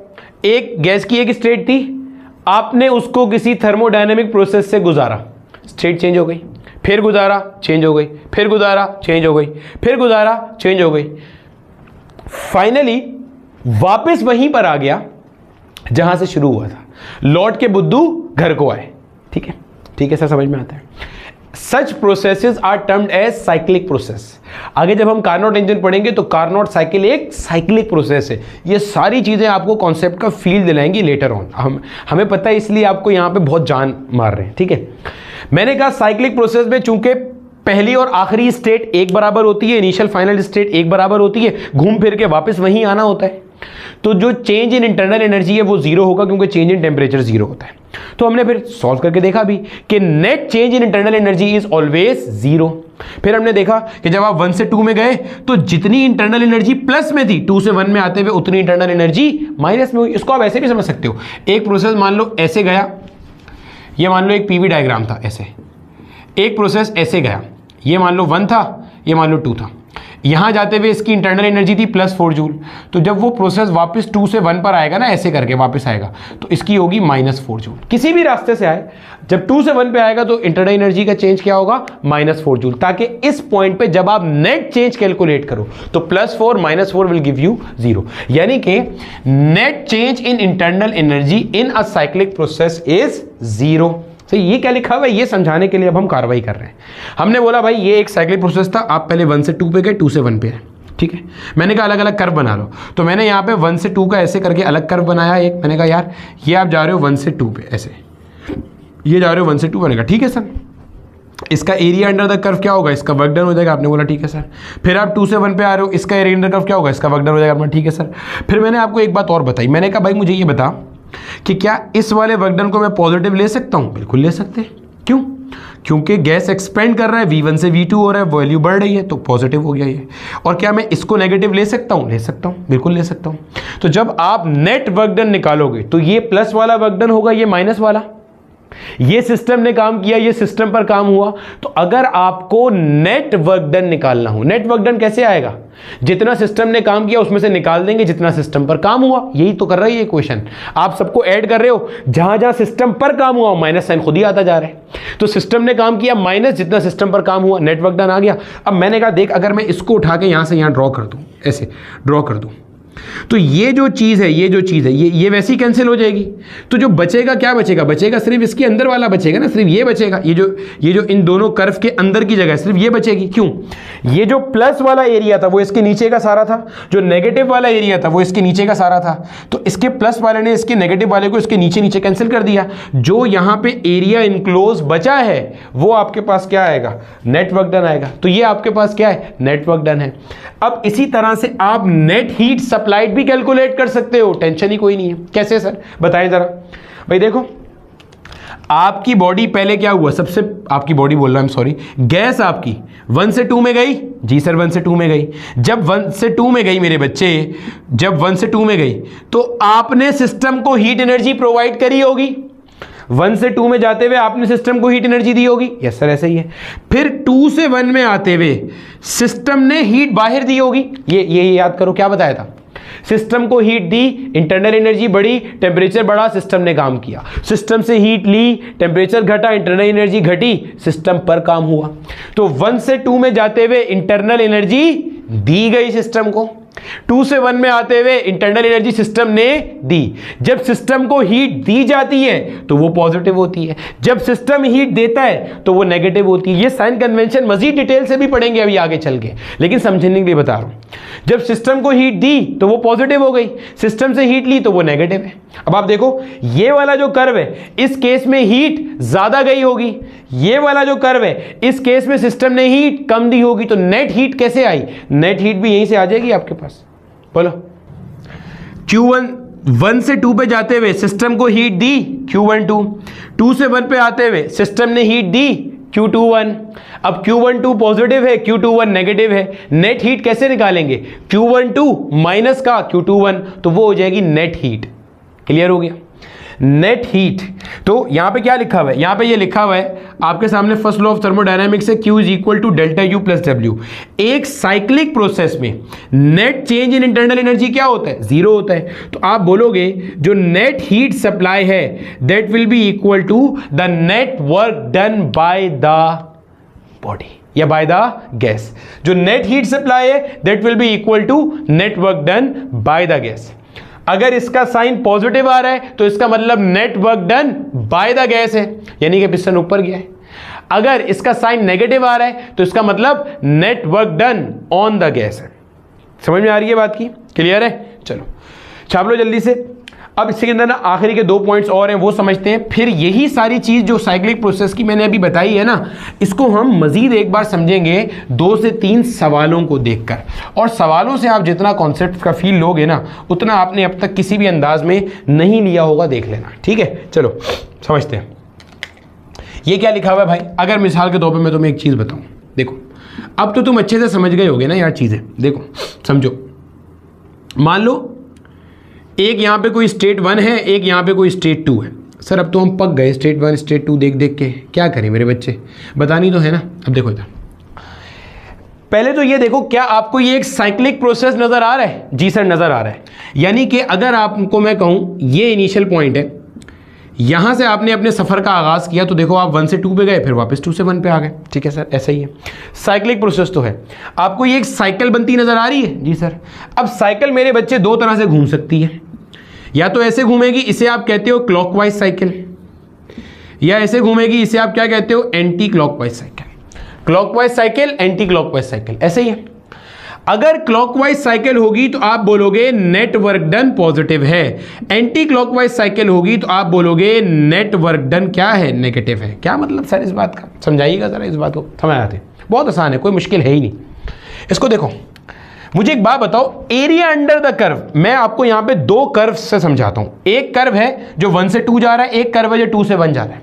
अच्छे से सोचो, कोई मुश्किल नहीं है। किस कर्व के नीचे बड़ा एरिया है? 1 से 2 ये वाला कर्व है, 2 से 1 ये वाला कर्व है। ज्यादा एरिया किस कर्व के अंडर है? 1 से 2 वाले में या 2 से 1 वाले में? देखो 1 से 2 वाला ये कर्व है, इसके नीचे ये पूरा एरिया है। 2 से 1 वाला ये कर्व है, इसके नीचे सिर्फ ये वाला एरिया है। तो इसका मतलब जो 1 से 2 वाला कर्व है, यानी कि जो 1 से 2 वाला कर्व है, इसका एरिया ग्रेटर है तो इसका वर्क डन ग्रेटर है, और ये आगे की जानिब जा रहा है, गोया के वॉल्यूम का वैल्यू बढ़ रहा है। भाई अगर यहाँ V1 वॉल्यूम है, यहाँ V2 है, तो वॉल्यूम क्या हो रहा है, बढ़ रहा है। और जब वॉल्यूम बढ़ रहा होता है तो इसका मतलब ये पॉजिटिव होगा। इसका मतलब पॉजिटिव वर्क डन ज्यादा है, नेगेटिव वर्क डन कम है। जब पॉजिटिव वर्क डन ज्यादा है, नेगेटिव वर्क डन कम है, तो आप पॉजिटिव वर्क डन में से नेगेटिव वर्क डन निकाल दोगे, तब भी पीछे वर्क डन कैसा बचेगा, पॉजिटिव। तो ये लिखा हुआ है। क्लॉकवाइज साइकिल में नेट वर्क डन कैसा होता है, पॉजिटिव होता है। अब इसी को सोचो अगर मैं उल्टा करके बना देता, देखो ये वही आपका पीवी डायग्राम है, कॉन्सेप्ट का फील लो आप ना, मान लो ये ऐसे ही बनाया, ठीक है, समझो। अब देखो ये स्टेट 1 है आपका, ये स्टेट 2 है, समझिएगा, वही same initial state final state, ठीक है, सॉरी ये इनिशियल है, यही फाइनल है, ठीक है। इनिशियल से यहाँ गए फिर वापस आ गए ना, तो पहले आप 1 से 2 पे गए, फिर 2 से 1 पे आ गए, ठीक है सर, समझ में आता है। अब समझो यहाँ पे, अब आपसे अगर मैं पूछूं कि ज्यादा वर्क डन या ज्यादा एरिया किस कर्व के अंडर है, 1 से 2 वाले या 2 से 1 वाले। ये 1 से 2 वाला है, इसके नीचे सिर्फ ये वाला एरिया है। जो 2 से 1 वाला है उसके नीचे ये पूरा एरिया है, पूरा एरिया है। अब आप देखो जो ये 2 से 1 वाला है, जो ये 2 से 1 वाला है, ये वाला जो कर्व है, इसके नीचे ये पूरा एरिया है, बिल्कुल है। तो A21 ग्रेटर है, तो 2 से 1 तक आने वाला वर्क डन कैसा होगा, ज्यादा होगा। और ये वर्क डन कैसा है, नेगेटिव। क्यों? क्योंकि इसमें वॉल्यूम पे आप इधर मूव कर रहे हो, मतलब V2 वॉल्यूम ज्यादा था और वहां से आप कंप्रेस करके क्या बना रहे हो, V1 बना रहे हो, यानी कि वॉल्यूम आप कम कर रहे हो। भाई तो जब वॉल्यूम कम हो रहा है, नेट वर्क डन यहाँ पे कैसा हो जाएगा, नेगेटिव। क्यों? नेगेटिव वर्क डन ज्यादा है, पॉजिटिव वर्क डन कम है, तो नेगेटिव में से आप पॉजिटिव को निकालोगे तो नेट में क्या बचेगा, नेगेटिव वैल्यू बचेगी। ये बात यहां पे लिखी हुई है। साइक्लिक प्रोसेस में net heat supplied is equal to net work done. Clear है मेरे बच्चे? छाप लो इसको जल्दी से। अब हम इसके कुछ सवालात करते हैं और फिर अपने अंडरस्टैंडिंग को बढ़ाते हैं। अब देखो मेरे बच्चे, ये सामने मैंने आपके एक सवाल मेंशन किया है। ये सवाल माजी में 2 से 3 मरतबा पूछा जा चुका है नस्ट के डिफरेंट वेरिएंट्स के अंदर, ठीक है। सवाल कहते हैं figure shows PV behaviour of an ideal gas, find the net work done by the gas in the complete cycle ABCDA। सबसे पहले तो मेरे बच्चे आप ये देखो कि आपको ये जो एक थर्मोडायनामिक साइकिल दिया हुआ है, क्या ये आपको एक साइक्लिक प्रोसेस नजर आ रहा है? सर आप बोल रहे हैं कि एक थर्मोडायनामिक साइकिल दिया हुआ है, फिर पूछ भी रहे हैं कि साइक्लिक प्रोसेस है। बिल्कुल है। ए से शुरू हो रहा है, खत्म भी कहाँ हो रहा है, ए पर हो रहा है। देखो यहां से शुरू हुआ, यानी कि ये आपकी स्टेट इनिशियल है, यानी कि यहां पे प्रेशर कितना है, 12 न्यूटन पर मीटर स्क्वायर, वॉल्यूम कितना है, 1 मीटर क्यूब। और वापस ए से बी गया, बी से सी गया, सी से डी गया, डी से ए गया, वापस आके भी यहीं पे रुका है। गौर से देखो, वापस आके भी यहीं पे रुका है। अब समझते हैं जरा इसको, नेट वर्क डन का, इंडिविजुअल सारे वर्क डन का कॉन्सेप्ट समझते हैं। मैंने आपको क्या कहा था अभी थोड़ी देर पहले जो आप पढ़ के आए थे, मैंने कहा था भाई नेट वर्क डन कैलकुलेट करने का तरीका क्या होता है, sum of work done in all the processes of a cycle. यही बताया था ना, जब हम 1 से 2 पे जा रहे थे, फिर हम 2 से 1 पे आ रहे थे, तो मैंने कहा था भाई नेट वर्क डन पॉजिटिव होगा या नेगेटिव होगा, 1 से 2 वाला, 2 से 1 वाला। अगर 1 से 2 वाला ग्रेटर है, 2 से 1 वाला लेसर है, तो नेट वर्क डन पॉजिटिव हो जाएगा जब ऐसे जा रहे थे। और अगर 2 से 1 वाला ग्रेटर है, 1 से 2 वाला लेसर है, और अगर वो 2 से 1 वाला ऐसे, 1 से 2 वाला ऐसे, तो फिर वो नेगेटिव हो जाएगा। बताया था ना ये सब मैंने। अब देखो इधर, इसको मैं आपको साबित कराता हूँ अलग अलग तरह से। ये तो हमने पढ़ा था, नेट वर्क डन क्या होगा, sum of work done in all the process of cycle. जैसे net change in internal energy क्या होता है, sum of the change in internal energy of all the processes in a cycle. Net heat supplied क्या होता है, sum of heat supplied in all the individual processes. ठीक है sir, समझ में आता है। अब देखो यहां पे आपको प्रोसेसेस कौन कौन से नजर आ रहे हैं भाई। आपकी जो गैस है वो पहले ए से बी पे गई, यहां से यहां गई, ठीक है सर, एक प्रोसेस। फिर मेरा बेटा बी से सी पे गई, ठीक है सर। फिर सी से डी पे गई, ठीक है सर, जबरदस्त हो गया। ये एक ही सवाल ना आपको जान दिला देगा। फिर डी से ए में गई। क्या मैं कह सकता हूं जो मेरा कंप्लीट साइकिल है उसको इन्हीं 4 प्रोसेस में तोड़ा जा सकता है, पहले ए से बी, बी से सी, सी से डी, डी से A. State 1, state 2, state 3, state 4। भाई पीवी डायग्राम में हर दूसरा पॉइंट एक नई स्टेट का नाम है। स्टेट क्या है, पीवी का जो कॉम्बिनेशन है या पीवी का जो वैल्यू है, तो भाई यहाँ पीवी का अलग वैल्यू, यहाँ अलग वैल्यू, यहाँ अलग वैल्यू, यहाँ अलग वैल्यू, तो हो गया ना भाई। ठीक है सर, समझ में आता है, ज़रा ना आप समझा दें। ठीक है सर, समझाते हैं आपको। अगर मैं वर्क डन कैलकुलेट करूं ए से बी तक जाने में, भाई ए से बी गया, यहाँ से यहाँ गया, ऐसे ही तो वर्क डन कैलकुलेट करना है। देखो यहाँ तुम्हारे लिए आसानी के लिए ड्रॉ भी कर देता हूँ। वर्क डन कैलकुलेट करना है ये वाला। अरे सर ये तो हमने पढ़ा हुआ है, ये तो हमने पहले से पढ़ा हुआ है, कोई मुश्किल ही नहीं है हमारे लिए, ये तो भाई पढ़ चुके हैं ना। अभी पिछले लेक्चर में इस तरह के तो बहुत सारे सवाल कराए थे मैंने आपको। ये 12 है और यहाँ पे क्या लिखा हुआ है 0,0, 0,0 का मतलब इस पॉइंट पे प्रेशर भी 0, वॉल्यूम भी 0, इसका मतलब यहाँ पे 0 वैल्यू हो गई इसकी। ठीक है, और सर यहाँ पे इसकी वैल्यू क्या है, ये क्या वैल्यू है, ये 1 है। ठीक है सर, और ये क्या है सर, ये 7 है। ऐसे ही है, ऐसे ही है, ऐसे ही है सर। सर आपने हमें बताया था, और ये ऐसे ए से बी जा रहे हैं, ए से बी जा रहे हैं भाई, इसने कहा है ना ए से बी गए, बी से सी गए, सी से डी गए, डी से ए आए, तो ए से बी जा रहे हैं। ठीक है sir. Sir area under the curve calculate करना है, मुश्किल ही कोई नहीं है भाई। ये पूरा का पूरा जो एरिया होगा that will be equal to work done in moving from A to B. मैंने कहा ठीक है सर। अच्छा, ये एक रेक्टेंगल नजर आ रहा है, जी सर आ रहा है। एक इसकी ये मान लो लेंथ है, ये मान लो क्या है, विड्थ है। तो ये कैसे आएगा, जो ये होगा, ये कितना है, 12 में से 0 गया तो ये 12 के बराबर होगा ये। ठीक है सर, ये कितना होगा 7 - 1। अब बोलेगा सर यहाँ से यहाँ तक क्यों नहीं लिया, 7 - 0 क्यों नहीं लिया? अबे एरिया अंडर द कर्व निकालना है। शादी में थोड़ी आया हूँ कि यहाँ से यहाँ तक ले लूंगा उठा के। अबे ए से बी वाले कर्व के अंडर का एरिया निकालना है।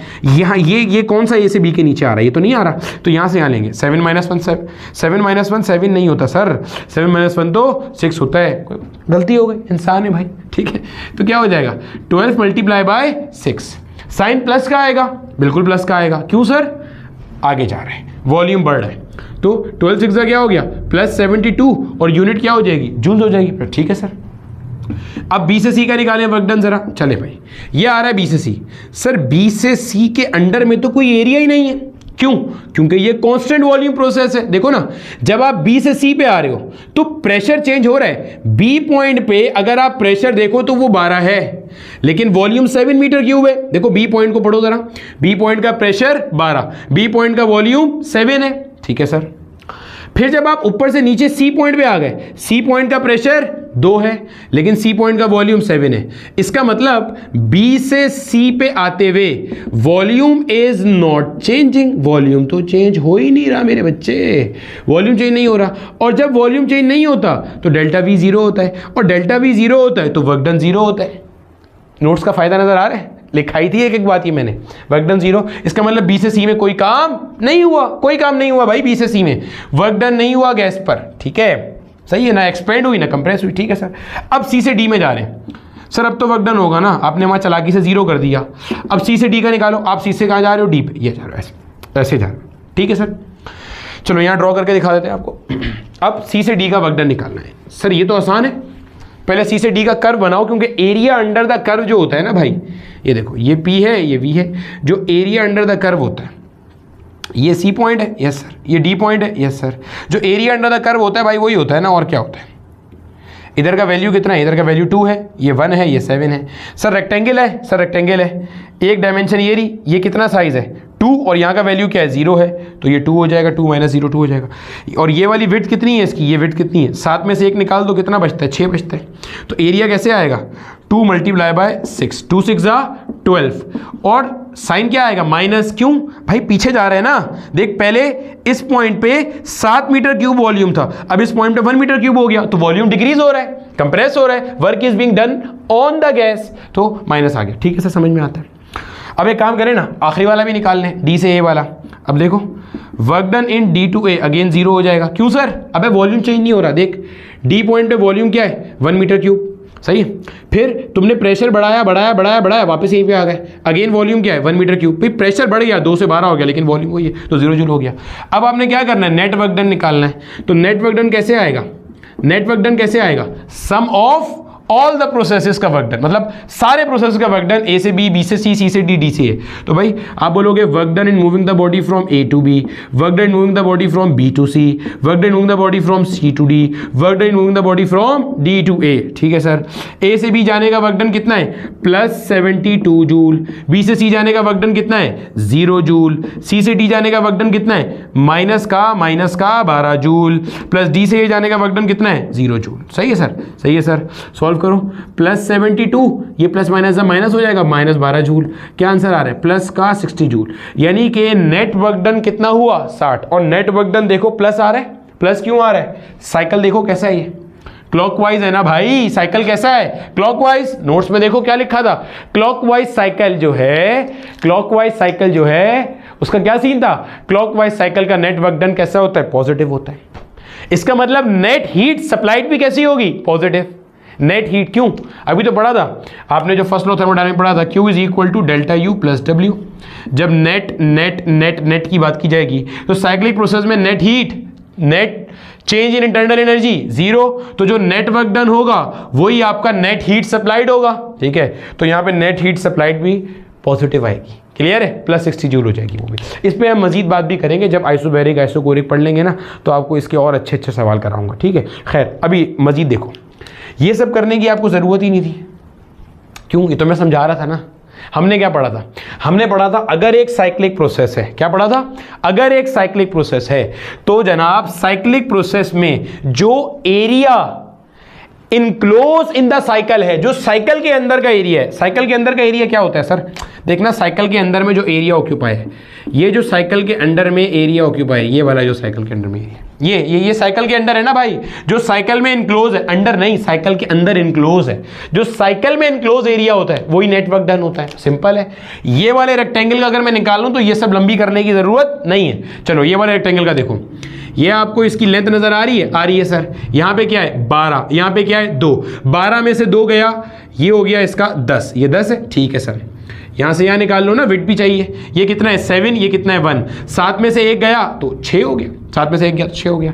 अब net work done direct calculate करेंगे एक स्टेप में। 10 को 6 से मल्टीप्लाई किया, 60। साइकिल कैसा है? क्लॉकवाइज, और क्लॉकवाइज साइकिल का मतलब पॉजिटिव, तो नेट वर्क डन कितना आया? 60 जूल, 60 जूल, 60 जूल। क्लियर है? कॉन्सेप्ट का फील आया? और मैंने ये भी बताया है कि क्लॉकवाइज साइकिल में पॉजिटिव क्यों लगाना है, क्योंकि देख ये वाला जो कर्व है इसके नीचे का एरिया ज्यादा है, इस वाले के एरिया कम है। और ये हम पढ़ चुके सारा कुछ ना, ये वही है। एरिया इनक्लोज क्यों कह रहे हैं नेटवर्क डन है? अबे भाई देख, इसके नीचे ये पूरा एरिया, इसके नीचे सिर्फ ये वाला है, इसके नीचे वाले ने इसके इस वाले पार्ट को मार दिया, सिर्फ ये वाला एरिया बच गया ना, तो पॉजिटिव वर्क डन हो गया। यहां पे मुझे बताना कॉन्सेप्ट का फील आया कि area enclose in a cyclic process will give you the value of work done. ठीक है बच्चे, एक सवाल इसका और करते अच्छा सा, और फिर हमारा लेक्चर खत्म होता है। अब देखो मेरे बच्चे, आपके सामने ये सवाल मैंने मेंशन किया हुआ है, बिल्कुल उससे मिलता जुलता सवाल आगा खान यूनिवर्सिटी ने इसी साल पूछा है। ये मैं लेक्चर बना रहा हूँ 2025 में। इसी तरह का एक सवाल जो है ना, मुझे माजी में डाउ यूनिवर्सिटी के पेपर में भी दिखा था, वो अनफॉर्चुनेटली मुझे पेपर मिल नहीं सका, वरना मैं उसका सवाल ले आता। ठीक है, लेकिन इत्तेफाक से इसी साल थर्मोडायनामिक्स का एक क्वेश्चन पंजाब बोर्ड से आगा खान वालों ने पूछा, क्योंकि वो पंजाब बोर्ड की किताबें फॉलो कराते हैं। तो कहते हैं find the net work done by the gas in moving from A to B, B to C, C to A। अब एक तरीका तो क्या है कि आप डायरेक्टली इसका एरिया इनक्लोज निकाल लो, लेकिन मैं आपको पूरे लंबे तरीके से कराऊंगा ताकि आपको एहसास हो कि हम क्या कर रहे हैं। तो पहले देखते हैं नेट वर्क डन निकालने का तरीका क्या है। Sum of the work done in all the individual processes. तो आपकी जो गैस है वो पहले ए से कहाँ गई? ये ए पॉइंट है, ठीक है सर। ए से कहाँ गई सर? बी पॉइंट पे। फिर आपकी गैस बी से कहाँ गई? सी पॉइंट पे। जनाब आपकी गैस बी से गई सी पॉइंट पे। फिर आपकी गैस सी से कहाँ आई? ए पे आई। अब आपने इनका इंडिविजुअल वर्क डन कैलकुलेट करना है, ठीक है सर। देखो जब आप ए से बी का वर्क डन कैलकुलेट करोगे, अब देखो ये आप ए से बी पे जा रहे हो, ठीक है, अब डायरेक्टली कर लेना। ये ए से बी पे जा रहे हो, ठीक है सर। अब आप देखो ये मल्टीप्लाई बाय दिस, भाई अगर मैं यहाँ ड्रॉ करके दिखा दूँ ना, तो ये है ना भाई, ये है ए से बी जाते हुए। तो इस पॉइंट का वैल्यू आपके पास क्या है? P naught. इस पॉइंट का वैल्यू क्या है? V naught. इस पॉइंट का वैल्यू क्या है? 2v नॉट, ठीक है। तो अगर आप इसकी बात करोगे तो ये वाला पॉइंट तो 0 होगा, इधर 0,0। तो ये क्या हो जाएगा? पी नॉट माइनस 0, यानी कि ये आ गया आपके पास पी नॉट के बराबर, क्योंकि ये पी नॉट हो गया, ठीक है। ये क्या हो जाएगा? 2v not minus we not, क्योंकि ये विड्थ चाहिए आपको। 2v not minus we not कितना हो गया? V nought. और P nought into V nought, भाई लेंथ इंटू ब्रेथ, तो P nought into V nought हो गया। P nought multiply by V nought, ठीक है सर। और ये आगे जा रहा है, आगे का मतलब वॉल्यूम बढ़ रहा है, वी नॉट से बढ़ के 2v नॉट हो रहा है, इसका मतलब ये कैसा आएगा भाई? पॉजिटिव है, ठीक है सर। अब work done in moving the body from B to C. अब बी से सी जा रहे हैं, ये रहा बी से सी। देखो बी पॉइंट पे भी वॉल्यूम 2V0 है और सी पॉइंट पे भी यही है। इसका मतलब आप बोलोगे volume of gas is constant, volume is constant. तो मेरे बच्चे जब वॉल्यूम कांस्टेंट है इसका मतलब चेंज इन वॉल्यूम जीरो है, चेंज इन वॉल्यूम जीरो है तो वर्क डन जीरो है। पढ़ाया था ना, यही आ गया। ठीक है सर, समझ में आता है। अब क्या है, work done in from C to A. अब ये जरा समझना, ये है मजेदार चीज। अगर इसको पैसे अगर आप खुद से निकालो ना तो वो ज्यादा अच्छा है। एक बार आप खुद से इसको अटेम्प्ट करो तो वो ज्यादा अच्छा है। मेरा डस्टर कहाँ भाग गया, ये क्योंकि मैंने आपको इस तरह का एक सवाल माजी में कराया था पिछले लेक्चर में। अगर आप work done in moving the body from C to A की बात करो ना तो ये आपका सी टू ए है। ऐसे ही है, ऐसे ही है सर। अब इसको अगर मैं मार्किंग करता हूं तो ये वाले पॉइंट का प्रेशर है 3P0, इधर वाले का प्रेशर है जनाब P0। ठीक है सर। इसी तरह से अगर आप देखोगे तो इधर वाले का वॉल्यूम है V0, इधर वाले का वॉल्यूम क्या है 2V0 है। ठीक है सर। अब आप देखो तो आपको यहां पे दो फिगर्स नजर आ रही हैं। क्या? ये पूरा एरिया अंडर द कर्व निकालना है आपने, ये पूरा। भाई ये है ना आपकी लाइन, इसके नीचे का सारा एरिया। तो सर एक तो मुझे देखें यहां पे ये रेक्टेंगल नजर आ रही है, मुझे भी आ रही है, और एक मुझे यहां पे ये ट्राइंगल नजर आ रही है। देखो नजर आ रही है, एक ट्राइंगल और एक रेक्टेंगल, ये मिला के इसका एरिया बना रहा है। ठीक है सर, बना लें।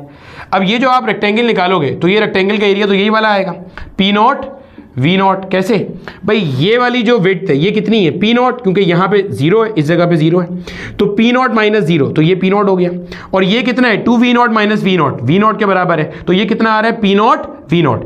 लेकिन ये माइनस का साइन होगा। क्यों सर माइनस क्यों? एरो देखो ऐसे जा रहे हैं, इसका मतलब पहले ये वॉल्यूम था, कम हो गया, ये वॉल्यूम हो गया। गोया कि वॉल्यूम क्या हो रहा है? कम हो रहा है। वॉल्यूम क्या हो रहा है? कम हो रहा है। तो भाई वॉल्यूम कम होगा तो माइनस साइन आएगा। ठीक है सर।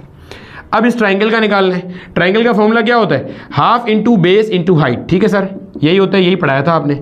ये बेस है, कहाँ से कहाँ? 2V0 से V0, यही बेस है ना। तो 2V0 माइनस V0 कितना हो गया जनाब? V0 हो गया। और ये हाइट है, हाइट कहाँ आया? 3P0 से P0, 3P0 से P0, तो 3P0 माइनस P0 कितना हो गया? 2P0 हो गया। ये 2 से 2 मर गया, क्या होता है? P0 V0। माइनस साइन क्या शो कर रहा है? कंप्रेशन हो रहा है, वॉल्यूम डिक्रीज हो रहा है। ठीक है सर, समझ में आता है। अब ये टोटल एरिया, मतलब CA के अंदर तो आप टोटल एरिया लिखोगे ना, इस पूरे का एरिया, तो पूरे का एरिया क्या होगा? माइनस P0 V0 ये वाला, फिर प्लस माइनस P0 V0 ये वाला। इन दोनों को आप ऐड कर दोगे तो ये क्या बन जाएगा? Plus minus minus, minus minus plus हो गया, तो क्या बनता है? माइनस का 2P0 V0। ठीक है सर, समझ में आता है। माइनस का 2P0 V0। C से A तक जाने में ये total area under the curve कितना आया? माइनस का 2P0 V0। यहां तक की बात हमें समझ में आती है। अब नेट वर्क डन निकालना है, यहां पे लाके ऐड कर दो। A से B का कितना आया? Plus P0 V0। B से C का कितना आया? 0। C से A का कितना आया? माइनस का 2P0 V0। मतलब यहां पे बाहर प्लस साइन था, वो प्लस माइनस था, माइनस होके माइनस आ गया। ठीक है सर। अब प्लस माइनस, माइनस साइन बढ़ेगा आता है, माइनस होगा 2 में से, मतलब इसके पीछे 1 लिखा है तो 2 में से 1 निकाल देंगे, 1 बचेगा। P0 V0 माइनस का 2P0, क्या भाई ये लिखा हुआ है, प्लस का x माइनस का 2x, क्या बचेगा? माइनस का x बचेगा ना। तो ये प्लस x है, ये माइनस 2x है, तो माइनस का P0 V0। ये आ रहा है आपके पास नेट वर्क डन। अब अगर आपको मैं बोलूं नेट वर्क डन निकालो अपने उस तरीके से, एरिया इनक्लोज से, तो देखो भाई एरिया जो इनक्लोज है वो तो ये वाला है, बोलो ये वाला एरिया इनक्लोज है, बोलो समझो, ये समझ आता है? यस सर, यही वाला एरिया। ये क्या है? ट्राइंगल है सर। ट्राइंगल का formula half base into height. Base check करो, ये रही, यहां से यहां, ये 2V0, ये V0, तो 2V0 माइनस V0, बेस कितना हो गया? V0। हाइट ये रहा, 3P0 से P0 कितना हो गया भाई? 2P0। 2 से 2 मर गया। ठीक है सर। P0 V0। साइकिल कैसा है देखो, साइकिल एंटी क्लॉकवाइज है, भाई घड़ी ऐसे चलती है ना, तो ये एंटी क्लॉकवाइज है। Anti clockwise, anti clockwise cycle में क्या होता है? नेगेटिव होता है। हो गया एक लाइन में आंसर। कॉन्सेप्ट का फील आया? अब मेरे बच्चे इसी से मिलता जुलता एक होमवर्क क्वेश्चन मैंने आपको दिया हुआ है। ये होमवर्क क्वेश्चन किसी पास पेपर में नहीं आया हुआ, लेकिन इससे मिलता जुलता है, तो आपने इसको लाजमी अटेम्प्ट करना है। यहां पर हमारा वर्क डन इन थर्मोडायनेमिक्स का कॉन्सेप्ट मुकम्मल होता है। अगले लेक्चर में हम इन सारे कॉन्सेप्ट्स को मिलाकर फर्स्ट लॉ ऑफ थर्मोडायनेमिक्स को पढ़ेंगे, साइन कन्वेंशन सीखेंगे और अच्छे अच्छे सवाल लगाएंगे जो कि माजी में हमसे पूछे जा चुके हैं।